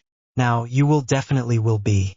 Minato deposited his kunai in his kunai pouch and went through hand signs quickly before the man could recover, and slammed his hand onto the man's chest and shouted, Kyaki Fuin. Contract seal. The man cursed himself and felt his control on the Kyuubi and the Sanbai released all at once. He no longer had hold over the two beasts. Then he looked up at the man who ruined all his plans with a fire burning in his eyes. Then he said, I must hand it to you, Yondaime Hokage. Being able to wound me and sever my ties with the Kyuubi and the Sanbai is not something to laugh at. But no matter. The Kyuubi and the Sanbai will be my playthings again. I will take over the world, and there are so many ways to go around it. Then the masked man used his teleportation jutsu and disappeared before Minato's eyes. So I was right. He is after the Jinchuriki. If Naruto is to face him sometime in the future, he is going to need something extremely powerful by his side. Minato thought. He had many thoughts going through his head at a rapid pace. He knew the Kyuubi and the Sanbai were still attacking the village and he had to seal them into his newborn soon. He did not like that one bit, but he had no choice in the matter. Naruto was the only one he could entrust this burden to. Back in Konohagakure, Hiruzen appeared standing atop a nearby building where the Kyuubi was causing havoc. The shinobi battling the Kyuubi side in relief upon seeing the Sandan joining the battle. Kuchios, Monkey King Enma, summoning, Monkey King Enma, shouted Sarutobi after going through the hand signs for the summoning jutsu. There was a puff of smoke that appeared beside Hiruzen, who stood in full battle armor. It was a monkey that stood slightly taller than the aged Hokage. The monkey looked around before noticing the fox and said, So, the Kyuubi has been unleashed now, Hiruzen? Minato didn't do a very good job, he said. There were circumstances that were unpreventable. Hiruzen said, I can see that. Henge, Kongonioi, transformation adamantine staff. Enma then turned from his monkey form into a large adamantine staff that Hiruzen then gripped and allowed to extend into the Kyuubi, smacking him in his head. The Kyuubi became enraged and flicked its tail, smacking several shinobi away from him. Hiruzen saw his chance and extended his staff again, pushing Kyuubi through the wall and outside the village. The Kyuubi, enraged by this, started charging up a Baijidama. Minato appeared at the battle site soon after dealing with the masked man, standing on top of his head at the Hokage monument. He looked at the fierce battle going on in the distance and noticed the Kyuubi getting more agitated and began charging up a Baijidama. Minato cursed himself silently and started to go through hand signs. Then the Kyuubi turned straight towards Minato and launched in straight at him. Minato finished the hand signs and brought out his signature tri-pronged kunai and held it out in front of him and began the space-time ninjutsu. Out came what looked like a Fuinjutsu seal but had a gaping hole in the middle of it and the Bijidama went straight inside of it. The giant purple chakra ball disappeared inside and seconds later, a huge explosion could be heard a long distance away from the village. He smirked to himself at his quick thinking. Sarutobi looked at the Baijidama, as it was launched towards the Hokage monument and panicked slightly when he saw Minato on top of it. He smiled and saw him use a space-time ninjutsu to make the Bijidama disappear. He then turned serious again at the looming threat of the Kyuubi. He gripped Enma, who was still in his hands, and charged at the nine-tailed fox. Minato then ran as quick as possible over the rooftops and jumped high above the Kyuubi and went through hand signs again. He was still in his sage mode, hence his chakra reserves were getting replenished quickly, and so were his earlier injuries. Minato then shouted, "Kuchios? Yatai Kazushi no Jutsu?" And a giant green toad with two tanto strapped to his back and dressed in a battle toad attire came out of nowhere and dropped on the giant fox. On top of the toad stood Minato, looking down at the Kyuubi, who was charging yet another Bijidama. He cursed again and started gathering chakra, preparing to Hiration himself and the fox away. Hiruzen and the shinobi who were battling the Kyuubi were getting exhausted. They were firing jutsu after jutsu, and yet there was not even a single scratch on the giant beast. So, upon seeing their Yondaime Hokage in the fox being put down by the giant toad, they cheered. "It's the Yondaime!" A ninja cheered around him. Hiruzen smiled upon seeing him, wondering what he would do now. So, when he saw both the fox and his successor disappear, he was astonished. Suddenly Hiruzen felt a tap from behind his shoulders and turned to look around. "Sandaime-sama, I'm just a Kage Bunshin. You should go to Jiraiya-sensei and Tsunade-sama now. I shall summon you to the sealing ritual place in a few minutes. All three of you hold on to one tail of the sanbai each," said Minato's Kage Bunshin. Sandaime sighed upon realizing that everything was going to plan up till now, and then nodded to the Kage Bunshin and asked it to dispel himself. "All of the shinobi present here, get as many injured you can out of here and set up medical camp so we can get them treated after everything has been dealt with," Hiruzen said in a loud, authoritative voice. Hi Sandaime-sama voiced the shinobi and got to doing their work. Sarutobi immediately left towards Jiraiya and Tsunade's location, hoping to get there as soon as possible. Jiraiya was not having a fun time, sitting on top of Gamabunta and constantly channeling chakra through himself and the boss toad to be ready at any given moment for the sanbai to make a move. Tsunade too was slightly exhausted. The amount of chakra she had put while punching the sanbai on its shell was enormous. The Umbu, who were sustaining the barrier around the Sanins, and the tailed beast were feeling the strain too and were worried about the situation with the nine tails. Hiruzen suddenly landed in front of them. "Umbu dropped the barrier immediately," said the Sarutobi. "Sensei? What's going on? Who's dealing with the Kyuubi now? Is Minato done with the masked man?" asked Jiraiya rapidly. "The Kyuubi has been teleported by Minato to the sealing ritual place. He asked me to come here and join you. Get down here fast. We must each hold on to a tail of the sanbai and channel chakra through the Hiration seal placed on us," Sarutobi said quickly. "So, then he freed the two bijus from the masked man's control? That Minato is too good for his age," said Tsunade, smirking while going towards one of the tails. Jiraiya too smiled upon hearing it. His apprentice was an TSS class shinobi, for nothing he mused. Soon, the three Kage-level shinobi caught one of tails of the beast and channeled chakra through the Hiration seal placed on them. The Umbus standing around them were wondering what each of them was doing, when suddenly they saw Hiruzen, Jiraiya, Tsunade, and the three tails disappearing out of their sights. Minato teleported the Kyuubi to the sealing ritual place and immediately fell on his knees panting.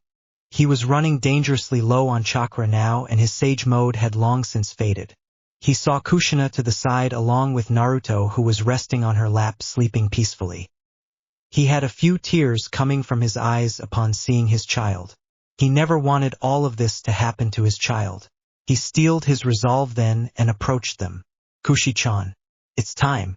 Hold down the Kyuubi with your chakra chains. Then I will summon Jiraiya-sensei, Tsunade-sama and Hiruzen-sama along with the sanbai here, and we can proceed with the sealing." Minato said somberly. "No, I changed my mind. We can't do this to our baby child. Please understand, Minato. He's my son. How can we do this?" Kushina shouted as her motherly instincts kicked in. "It's not any easier for me to do this, Kushina. Try looking at it from my point of view. I cannot do it to another child and ask another parent to make this sacrifice. I am the Hokage of this village, and I must do what is necessary to look after it. Plus, Naruto, I trust in him. He will grow up to be a fine and powerful shinobi one day. I can feel it. And to fight the masked man, he will need the Bijuu's help. The masked man was no joke. He was a powerful opponent. Couldn't kill him. He escaped in time. Minato said, looking down. Minato then took Naruto from her arms and Kushina, who was on her knees still feeling extremely weak. She summoned her will to subdue the 9 tails through her chakra chains. Minato was panting hard with Naruto in his arms. The Kyuubi was trying all it could to break free of the restraints. Suddenly he felt a pull on the Hiraishin marker he placed on his sensei, Tsunade-sama and Hiruzen. Minato then quickly amassed large amount of chakra and summoned those 3 along with the 3 tails, who seemed to be knocked out for the moment. Good. Sanbai 1T tried to lash out and increase Kushina's problem of holding down 2 Bijuus. She is already struggling with the Kyuubi, thought Minato. Hiruzen, Jiraiya ran to Minato's side and Tsunade immediately ran to Kushina's. Tsunade put both her hands on Kushina's shoulder and started transferring some of her chakra to her. Kushina felt slightly rejuvenated upon receiving chakra, and her hold on the 9 tails increased, which infuriated the giant fox to no end. So Aisabu is also here. What is the Yondaime planning to do with us now? Thought the enraged Kyuubi. Minato, are you sure you're up for this? I can still do it in your place if you want. Jiraiya said sadly, looking at his protege. Yes, sensei. I'm all right. I must do it. It's my job as the Hokage and it is a father's duty to ensure their child's future. Minato said, breathing a bit heavily now. Sarutobi-sama, you must take the mantle of the Hokage back, I suppose, for the time being. There's no one else better for the job now. I doubt Jiraiya-sensei or Tsunade-sama would want it right now. Minato said, chuckling a bit at the end. Jiraiya just scoffed and looked away, not being able to look at Minato now. Hiruzen, although reluctantly and sadly, nodded his head. Stay back now. Jiraiya-sensei, Tsunade-sama, Sarutobi-sama, I suppose it's time for the sealing now. I am so sorry, kid, whispered Jiraiya more to himself than Minato. Hiruzen along with Jiraiya and Tsunade walked a distance back from where Minato, Kushina and Naruto were, along with the 2 Bijuus. Minato went through few hand seals and said, Kuchios no Jutsu, and a small tall toad appeared beside Minato. This toad was Jeritora, whose job was to store scrolls inside himself. Minato asked the toad to stand a bit to the side and explained him what he was going to do and his part in it. Although the toad was surprised upon hearing this predicament, he nodded his head and stepped aside. Minato then took out 3 scrolls and laid one of them on the ground and formed the tiger seal. Fuin Kai. Seal release. Minato shouted. The scroll glowed, then suddenly an altar appeared and Fuinjutsu marks ran across the ground until they reached the Kyuubi and the Sanbai, who were entangled in them shortly. The Sanbai by this time had woken up but could not do anything. The Kyuubi roared at him and Minato just smirked and began to do what he set out to. He took the second scroll and scribbled within it quickly, then rolled it up and set it to the side. He then flew through several hand signs and shouted, Shiki Fuin, dead demon consuming seal. There was an ominous chakra that surrounded Minato and behind him appeared the Shinigami. Minato looked at his son and placed him on the altar and shed some more tears. Kushina too looked at her son and was openly crying by now. She felt horrible to be doing this to her own son. In the beginning, Minato had thought about taking the Kyuubi with him and only sealing the 3 tails in Naruto, but then crossed that out of his mind, thinking that his son was the perfect vessel. With the genes of the Uzumaki and Namikaze family, his son is bound to have incredible chakra reserves and potency, and will be able to control the Kyuubi and the Sanbai in time. The question was, could he draw on the Shinigami enough to be able to seal both the Bijuus in his son safely and completely? He mulled over it for a while and decided with a yes. Minato then looked at both the Kyuubi and the Sanbai and saw both them glaring at him. Minato saw that Kushina's hold on the Kyuubi was weakening slightly as it was beginning to get free. That Yondaime is planning to seal Aisabu and me into that gaki? No, this can't be happening. Kyuubi thought with anger boiling inside of him. A man. Not again. Half of my strength was gone breaking free of that seal, and now I'm going to be sealed again along with Kurama. Aisabu thought, cursing his bad luck. The Kyuubi suddenly raised one of its claws intending to kill Naruto, but just as it was about to reach him, Minato and Kushina jumped in front of him, saving Naruto from the danger. One of Kyuubi's claw was now sticking out Kushina and Minato, who was standing behind her. There was blood dripping from the claw, and some of it fell on Naruto's stomach, who was now awake as if sensing his parents' pain. He started crying. Minato looked at Kushina, who was staring at Naruto sadly. He was glad that he still had some strength left to complete the ritual, and especially that Naruto was safe from harm. Jiraiya, Tsunade and Hiruzen were now standing on top on Gamabunta, who Jiraiya had summoned again a short while ago. All of them were about to run in, seeing the Kyuubi trying to finish off Naruto before he could be sealed again.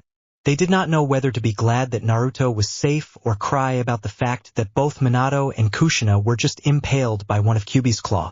Tsunade was openly weeping now, looking at the scene in front of her. "Kushi-chan, I don't have much time left. We should probably say our last words to our Naruto before that. I want to seal some of our chakra into Naruto before we die. It will a while before we see him again," Minato said, breathing heavily with blood coming out of his mouth. Kushina just kept staring at Naruto lovingly and said, "Thank you, Minato-kun. Thank you for everything you have done for me." "Oh, did I wake you up, little Naru-chan?" Kushina said in a weak, motherly tone. Naruto soon yawned again and slowly closed his eyes, hearing his mother's voice. "Kushina," Minato said, "don't say such things, Kushi-chan. You made me Yondaime Hokage, made me your husband, and now gave birth to our beautiful child, Naruto. I'm happy, Minato-kun. Don't look sad. I'm happy you loved me. Besides, today is our child's birthday. Above all, when I think about our future together as a family, if I lived, I can only see a life full of happiness." Kushina started saying slowly. Minato started shedding more tears upon hearing his wife speak. "If there is only one thing that I regret, it's that I won't be able to see Naruto grow up." Kushina finished sadly, looking at her son's sleeping form on the altar. "Thank you, Kushina," Minato said. Minato gave the command to the Shinigami to take out the chakra and the soul of the 9 tails and the 3 tails and to seal it inside Naruto.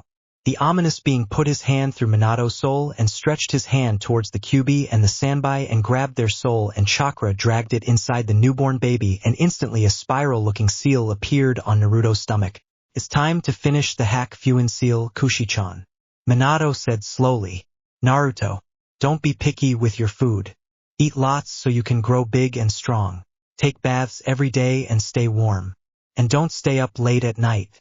You'll need your sleep. Make friends. You don't need a lot of them. Just a few are okay whom you can trust. I'm not one to talk, but do your best in school and ninjutsu. Everyone has their own strength and weakness, so don't feel down if you are not good at something. Respect your teachers and seniors at the academy. Oh, and don't forget the 3 shinobi vices. Be especially careful when lending and borrowing money. Make sure to save money you're earning from every mission. Don't drink any alcohol until you are of age. Drinking too much is bad for your health, so drink moderately, okay? It's okay to be interested in women, but don't get hooked on bad women. Find someone just like Ka-san, okay? Speaking of vices, be wary of Jiraiya-sensei," Kushina said, breathing heavily. Minato just smiled upon hearing the last part, and Jiraiya, although feeling down upon seeing the scene in front of him, scoffed, hearing that Hiruzen and Tsunade just smiled a little, listening to Kushina talk to baby Naruto. "Naruto, you will face a lot of pain and suffering from now in your life. Believe in yourself, believe in your dreams, and believe that your dreams will come true. There's many more things I want to share with you. I wish I could stay with you longer. I love you, Naru-chan," Kushina said, crying more at the end. "Gomen, Minato-kun. I spoke for too long," said Kushina. Minato just shook his head and said, "Don't worry." He then looked at Naruto and said, "Naruto, my advice as your father is everything your chatty mother just said?" Minato said, smiling weakly. All the 3 shinobi standing on top of the boss toad felt like breaking down, looking at the family moment in front of them. All of them at that moment vowed to themselves to look after Naruto to the best of their abilities and make sure to let him have a normal childhood. As normal as he could have. Tsunade, who was crying now, vowed she would be the best possible mother to Naruto. which he would need while growing up and throughout his life. Minato then slowly turned his towards Jeritora and asked him to come forward. He then took the third scroll and applied some of his chakra into it. The scroll glowed for a second before it turned back to normal. This scroll was the seal for the hack no Fuinshiki, which could be used to open the cage of the two bijus sealed inside Naruto. Minato then gave the scroll to Jeritora, who swallowed the scroll and stored it inside himself. After that, he puffed out of sights to inform the elder toads of Konoha's fate. Minato then closed his eyes and whispered, "Hack, Fuin, 8 trigram sealing style," and finished the sealing of the 9 tails and the 3 tails into Naruto. Kyuubi's and Sanbai's body soon disappeared once the sealing was done, and both Minato and Kushina fell on the ground, dead. Jiraiya, Tsunade and Hiruzen quickly rushed to their place to see Naruto still sleeping and Minato and Kushina lying on the ground with no signs of life in them. "We shall hold funeral for our beloved Yondaime Hokage and Kushina Uzumaki in a few days," said the third Hokage sadly looking at his former successor. Tsunade went and picked up Naruto and held him close to her and kissed him on the forehead once. 2 Umbus suddenly dropped in front of them and asked, "Sandaime-sama? What happened to Yondaime-sama? Is he dead? And the Kyuubi and the Sanbai? Are they gone too?" These 2 Umbu were in fact Gunma Shiranui and Kakashi Hitaki. Hiruzen looked at them, immediately recognizing the 2 in front. "Yes, I am reinstated as Hokage as per the Yondaime's last request. And this is Naruto Namikaze, the Yondaime's son. He sacrificed himself to seal both the 9 tails and the 3 tails inside of him. His seal is absolute. There is no chance of the 2 bijus breaking free.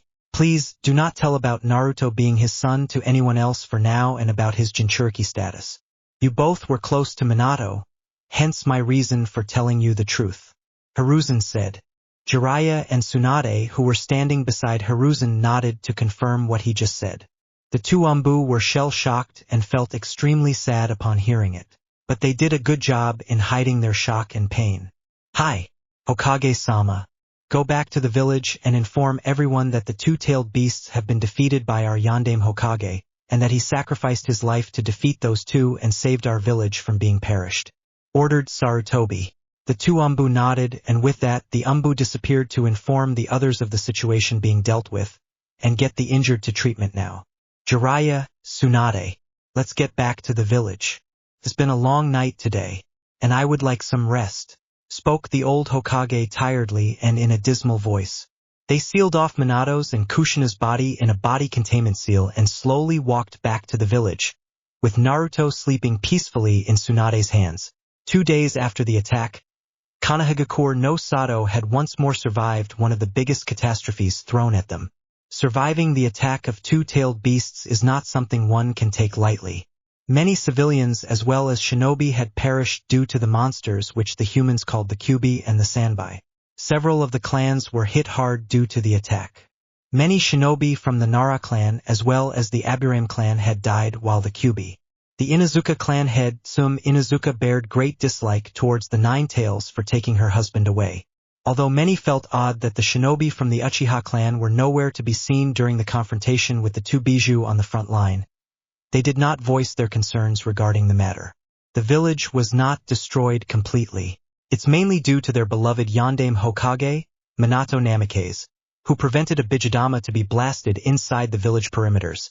The Sandaime Hokage, Hiruzen Sarutobi, who pushed the 9 tails outside the village with the help of his monkey summon, and the 2 Sannin, Jiraiya and Tsunade Senju, who dealt with the 3 tails. The only parts of the village that were destroyed were the industrial area and the area around the hospital. By this time, the people of the village were informed that their Yondaime Hokage, Minato Namikaze, had died during his battle with the Kyuubi and the Sanbai by the Umbu. However, they were not informed that the 2 beasts were sealed inside of a child, the Yondaime's child in fact. It was a time of grave mourning for everyone in the village. Currently, many of the villagers and shinobi had to camp outside in tents until their homes were rebuilt. The medical staff under Tsunade were constantly treating patients and looking after them in specified tents to save those who had a chance. The village security was on high alert at all times to detect the presence of any foreign shinobi or threats lingering around. Jiraiya had informed Hiruzen and Tsunade that he had to leave the village for a couple of days to contact his spy network to be on the lookout for the masked man. Other threats that Konoha might encounter due to its weakness now. Luckily, the Senju compound wasn't destroyed during the attack. Soon after the two Bijou were sealed inside of Naruto, Tsunade had taken him, as well as Shizune, to her home. The compound was protected by various seals that were put on by her grandmother, Mito Uzumaki. It was a wonder, Tsunade mused, that her seals were still in effect. Currently both Hiruzen and Tsunade were in the living room of the main house of the Senju compound. So Tsunade, how is Shirzhen doing? Asked Sarutobi. She's better than before. Most of her internal and external injuries are healed. I have given her some sedatives to keep her asleep for a while until she recovers her strength to get back on the field. Tsunade said absent-mindedly. And what about Naruto? Is he okay? He's okay too. He sleeps most of the time, and when he's awake he doesn't cry much now. Tsunade said. Hiruzen noticed that Tsunade seemed to be deep in thought at the moment and a bit troubled for reasons he couldn't comprehend. So he decided to voice his concerns. Tsunade-chan, is everything okay? You seem a bit troubled, said Hiruzen, deciding to approach a bit soothingly. Oh, you could tell I was just wondering about Naruto. Now that I think about it, I don't know if I will be a good mother. When Minato asked me that time, looking at the situation before us, I couldn't exactly say no, and it was spur of a moment decision. So, I wonder if I will be a good mother figure for Naruto. Tsunade sighed a bit and continued telling, I am a mess. I am a heavy drinker. I gamble a lot, and I just dread thinking if he will ever accept me as his mother. Hiruzen listened to her student speak intently and understood her situation from her point of view. Do not worry too much, Tsunade-chan.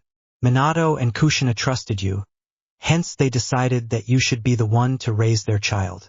Now Naruto is not only their child, but yours too. I'm sure you will do a wonderful job raising him. Also, you won't be alone, remember? Jiraiya, Shizune and I will be there for you every step of the way. Naruto will become the living embodiment of the Minato, Kushina and you, Tsunade-chan. About your habits. I'm sure Naruto will keep you busy enough that you won't get much time for your other less desirable habits. Hiruzen said softly. Tsunade did not say anything for a few seconds as she pondered over what her sensei just told her. It was true what he said just now.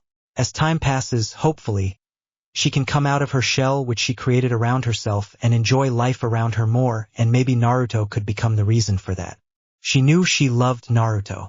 She would treat him like her own child, which he was now.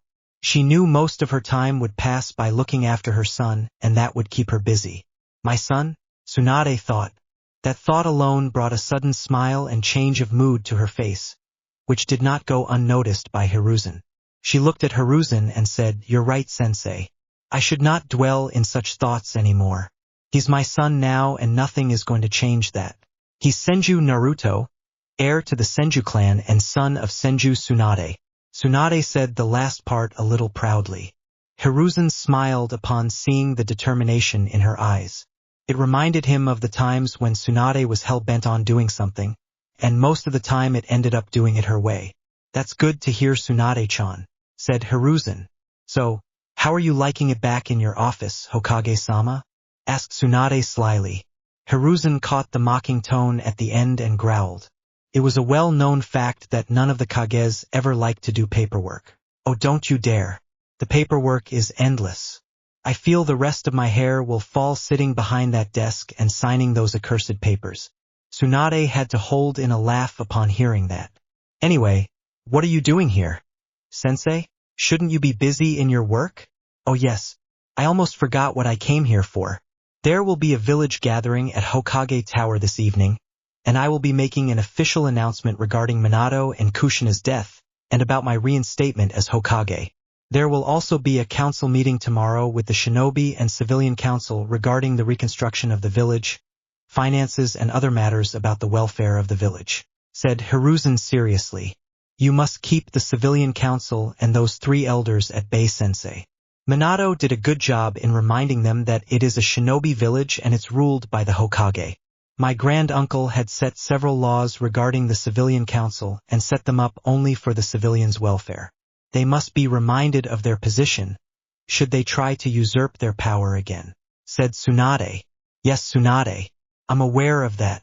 Do not worry too much about them, Hiruzen said with a sigh. Well, I think I should be on my way now. Damn paperwork. Hiruzen grumbled. Hiruzen left the Senju compound after seeing Naruto's sleeping form in his baby crib and checking up on Shizen once and headed towards his Hokage office. Later that evening, at the Hokage Tower, the civilians as well as the shinobi had all been notified of the announcement that would be made in the evening by the Sandaime Hokage, Sarutobi Hiruzen. Many had not recovered yet, especially the civilians. Some of the civilians who used to run restaurants had put up stalls for those who were hungry, as this was a time of great need for everyone. The base of the Hokage Tower was currently crowded by the villagers of Kanahagakure no Sato. Those who were not in good condition to stand were sitting down, while some were being supported by their fellow villagers/shinobi. The major clans of Konoha were also present at this moment, as they were informed this was an important announcement. I wonder what this announcement is about? Asked a random civilian to another nearby. I don't know, but I have heard it's regarding the Kyuubi and Sanbai attack a couple of days back, replied the person with clear disdain present in his voice when he spoke the names of those monsters. Several conversations regarding the announcement by the Sandaime were being discussed by both the civilians and shinobi alike. On top of the Hokage Tower, Sarutobi Hiruzen was standing with the 3 Konoha elders behind him. Sarutobi looked down upon the crowd and saw some of them talking among themselves and smiled a bit. Even though there was a major-scale attack on the village not even 2 days ago, it had not broken the spirits of the people. They were helping each other out and talking to each other instead of drowning in their sorrows. What Hiruzen did not know is that among those very people were some who were festering immense hatred towards the fox and the turtle.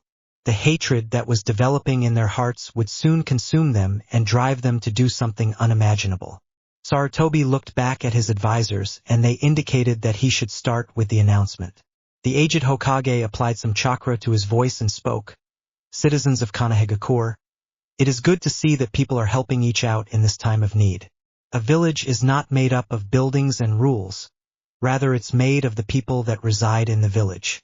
It is no matter that several buildings were destroyed. We shall recover soon from this catastrophe and get back to our normal lives. I do realize many of us have lost people close to us, but do remember, they did not die in vain. Several who have died have helped some to get to safety, especially the young ones. It is the younger generation that is the future of our village and thus our duty to protect and guide them until they can do the same. The citizens were intently listening to the Sandaime speak, and some did find a lot of truth in what he was saying as they looked towards the young and smiled. Many shinobi were thinking of their comrades who helped get the civilians to safety and lost their lives on the front line. Sarutobi now had a somber look on his face as he continued. Our beloved Yondaime Hokage sacrificed his life to preserve this village today. He battled the 2 Biju, the Kyuubi and the Sanbai, and used an ancient kinjutsu, forbidden jutsu, to take the life of the 2 demons.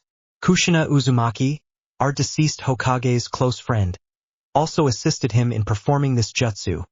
Thus she too was killed during the process. Many of the villagers by this time had their head down in remembrance of Minato Namikaze, the greatest Hokage to exist up till now, and Kushina Uzumaki, the Akai Chishio no Habanero.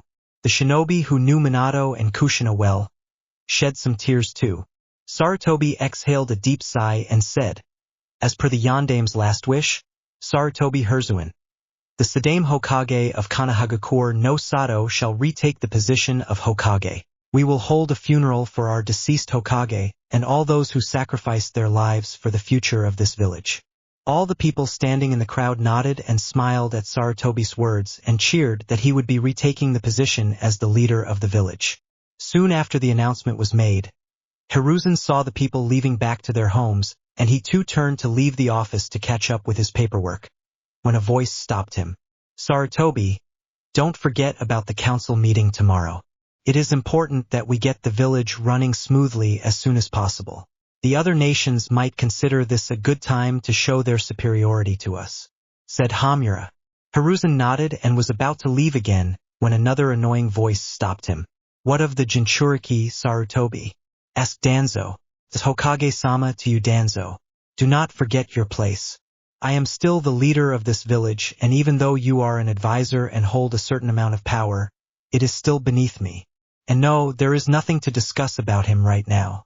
Whatever there is, it shall be told in the council meeting tomorrow in front of all the clan heads," spoke Hiruzen sternly without ever giving a glance to the old war hawk, and walked off to his office.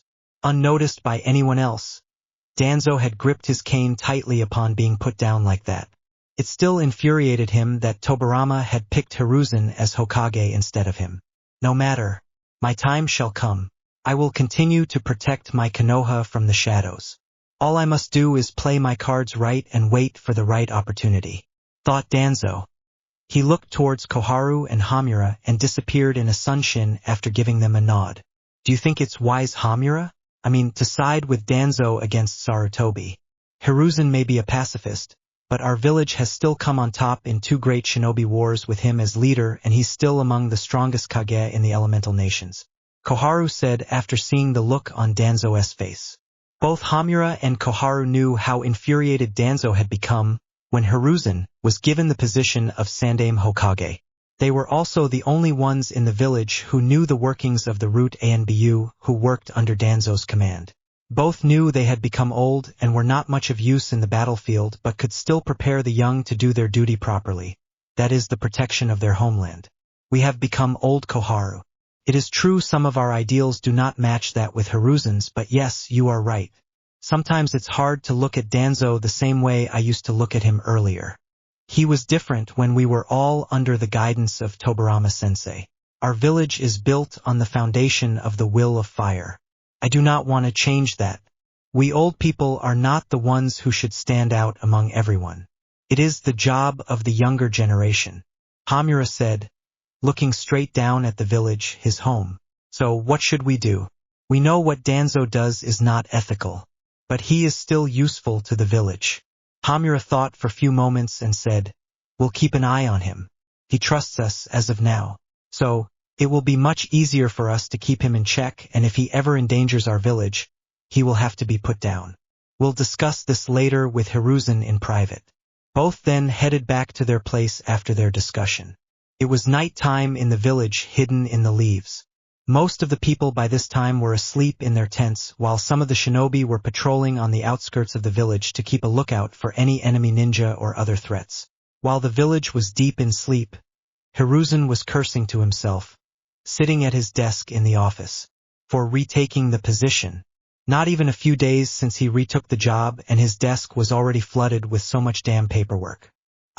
Will these nuisances ever end? How did Minato ever do it? Shouted the Sandaime as he looked towards Minato's picture on the wall beside the Hokage office door. Said wall also hoisted the picture frames of Shodai, Nidaime and Sandaime Hokage. Sarutobi, while muttering curses, got back to signing the papers again, as he realized just shouting will not help his case in any way. There were several useless requests made by the civilians which he denied, and made the Hokage wonder if there was anything useful among these piles of papers. While Sarutobi was busy doing his work, he soon felt a presence in his room, and knew exactly who it was. "You can come out now, Jiraiya," Sarutobi said calmly. "Oh, I could never hide from you, sensei. If it was anyone other than you, I wouldn't be sensed at all," Jiraiya said. "So what have you found, Jiraiya? Anything worthwhile?" asked Hiruzen. "I couldn't find much on the masked man, sensei. I don't know how it's possible, but it's like he just disappeared into thin air. Although, I did come across an upcoming group of mercenaries. One of my informants in Tsuchi no Kuni informed me of a group made up of missing nin. They take up missions which are near impossible, and their success rate is % up till now. And the surprising thing is, all these missing nin in the group are S-rank criminals," said Jiraiya. Now, Hiruzen Sarutobi is among the smartest people in the elemental nations. It was his ability to discern a situation with little information and his battle prowess that gave him the title of Shinobi no Kami. So, there aren't many things that could surprise him. But hearing about a mercenary group made of only S-rank criminals did catch his attention. That would also mean that there was someone powerful enough to subdue several Kage-level shinobi as their leader. That is indeed alarming, Jiraiya. A shinobi who can defeat several S-rank criminals and keep them in order is not something to laugh at. Do you know what their purpose is? I doubt someone would willingly gather several such missing nin with no purpose to guide them with, said an alarmed Hokage. Well, that's purpose to guide them with, said an alarmed Hokage. Well, that's the thing. The group is extremely secretive. I don't know anything else about them. To keep an eye on them, Jiraiya. They sound of trouble. As of this moment, Konoha is weak and we need to work hard to make the village stand properly in the eyes of our enemies. Hiruzen said slowly. Jiraiya knew his sensei was tired. This job of being Hokage was a hard one indeed. It demanded a lot of sacrifice and made you question your morals sometimes. But to keep the village prospering, it was necessary to be tactful and be ready to sacrifice yourself. That's what it meant to be Hokage. You must sacrifice the most, so the people of the village that follow you will have an easy road ahead of them. Jiraiya thought for a while whether he should tell Sensei about the prophecy in Naruto, but decided he could wait on that for a while. He felt Naruto is too young right now and should be given the chance to enjoy his life as much as he can. He looked at his sensei once again and said, well, Sarutobi-sensei, I guess I will take my leave now. I will stay in the village more often now, since Naruto and Tsunade will be here. I will be staying with Tsunade in the Senju compound. Yes, that's good actually. Naruto will need both of you while growing up. Also, with two of the Sannin in Konoha, I doubt anyone would try to attack the village, said the Hokage. Jiraiya and Hiruzen exchanged their goodbyes and the Toad Salmon left through the same window he had come in while masking his presence. Jiraiya started jumping from roof to roof at a slow pace and made his way towards the Senju compound. Meanwhile, in the Senju compound, Shizune was in the living room sitting on the table with a cup of tea in front of her. She had woken up a few hours earlier and was now feeling completely better. She was informed of the events that took place after she fell unconscious. She was extremely sad after hearing of Minato, Kushina, and Rin's death. She may not have known them very well, but they were still good people in her books. She felt even more horrible after hearing of Naruto's fate. Being made into the Jinchuriki of not only the Sanbai, but the Kyuubi as well, and losing both his parents on the day of his birth was not something she would wish on anyone. Although even among so many grim news, she was glad and shocked to hear the last thing her master had told her. The fact that her master, Tsunade Senju, agreed to adopt Naruto and raise him as her own son, was surprising to her. She did not think the Senju woman would be capable to commit to someone in such a way, after the death of her deceased lover, Dan Kato, and her little brother Nawaki Senju. Tsunade was sitting on the sofa in the living room with little Naruto in her hands. He was one of the most beautiful and cutest things in her opinion.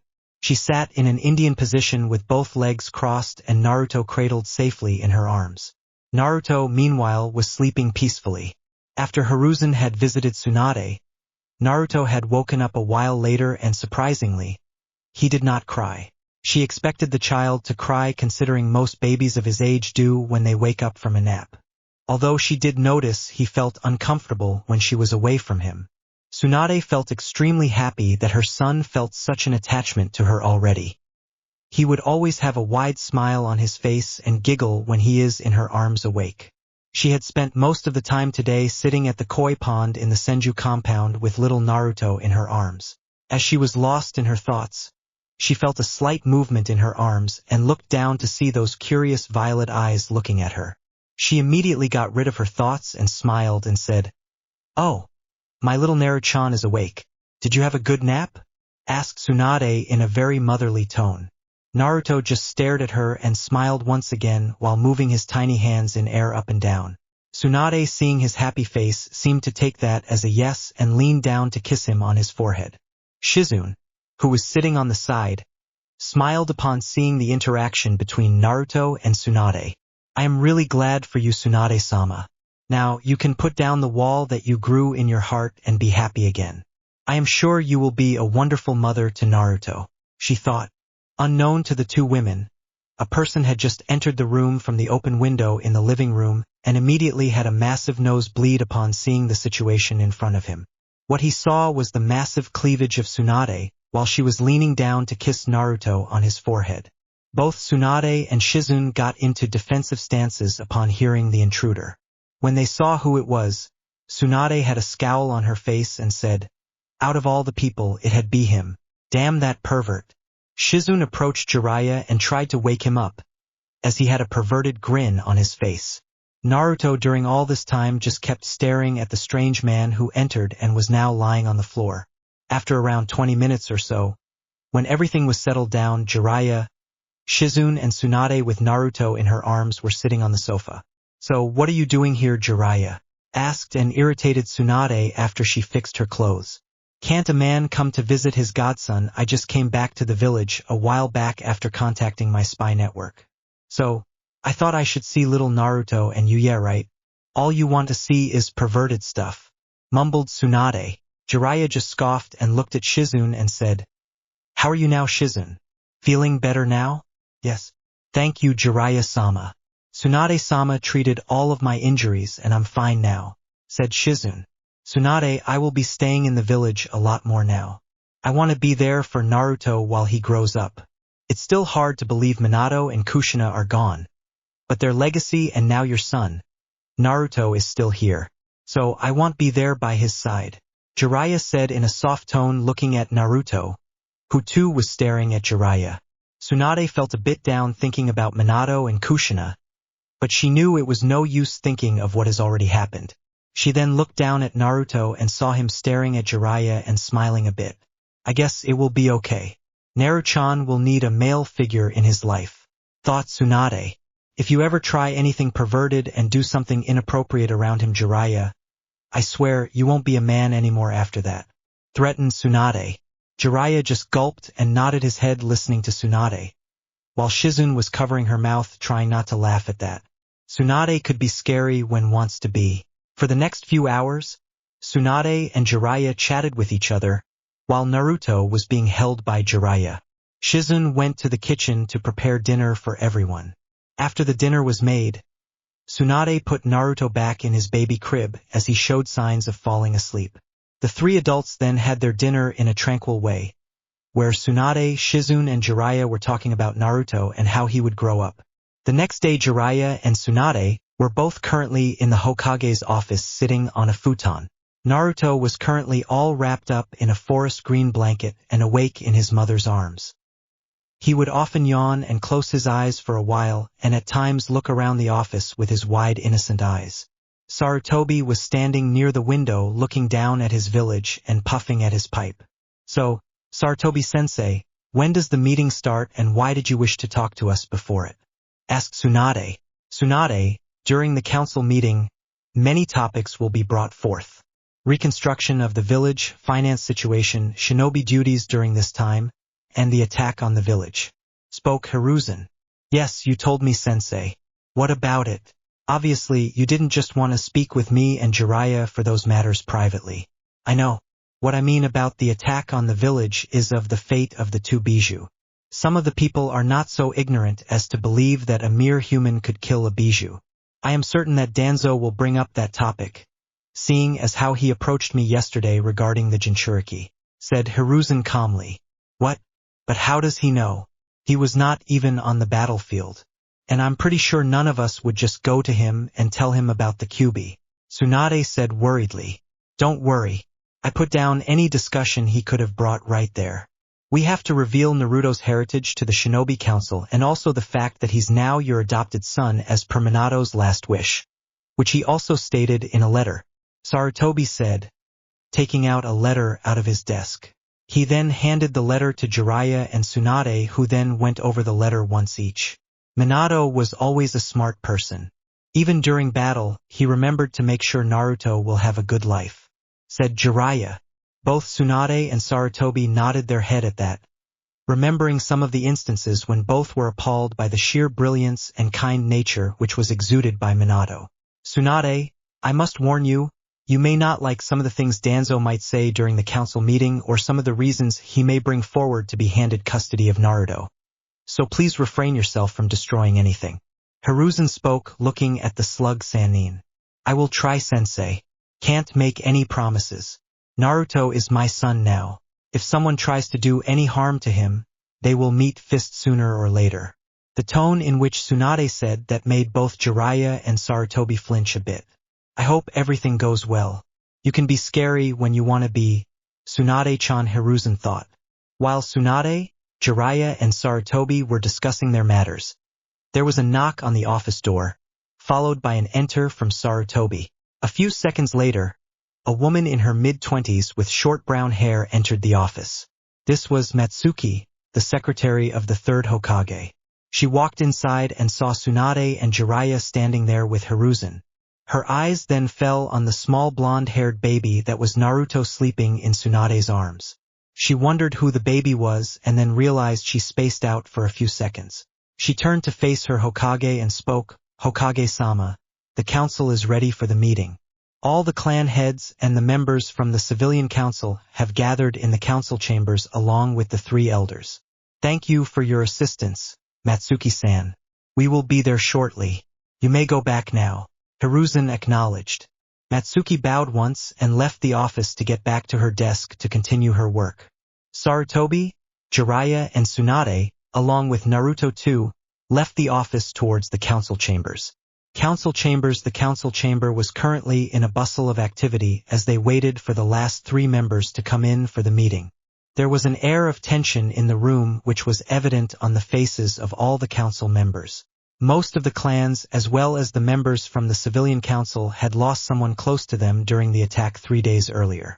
Many of the civilian council members were eagerly awaiting this, having made plans earlier to reacquire power once again. The elders were also another group that were present in the chambers. Danzo was standing with a stoic mask on his face and holding a cane in his left hand. Hamura and Koharu were standing beside him, waiting to see what Sarutobi would do during this meeting. It was about 10 minutes later at the door to the council chambers opened and in walked Hiruzen Sarutobi, donning in his white and red Hokage robes, followed by Jiraiya, Tsunade and Naruto, who was still asleep in his mother's arms. The Hokage sat down at his seat, which was at the head of the table. At the opposite end of the table were the 3 elders. On Sarutobi's left side were the civilian council members and on his right were the Shinobi Council members' clan heads. There was an empty seat near the Hokages on the Shinobi Council side, which was taken by Tsunade and Naruto. Next to her was the head of the Hyuga clan, Hayashi Hyuga, who just looked at her and nodded. She did notice he was particularly looking at Naruto and his eyes did widen a little, although he kept quiet. Next to him was the Uchiha clan head, Fugaku Uchiha, who did not spare her a glance, followed by Aburame Shibi, head of the Aburame clan head, Sum Inuzuka, head of the Inuzuka clan, Nara Shikaku, Jonin commander, and head of the Nara clan, Inoichi Yamanaka, head of the Yamanaka clan, and the last one on the Shinobi Council was Choza Akimichi, head of the Akimichi clan. On the civilian council member side, there were various wealthy merchants and veteran shinobi who are now civilians due to an abrupt halt in their ninja careers because of their injuries.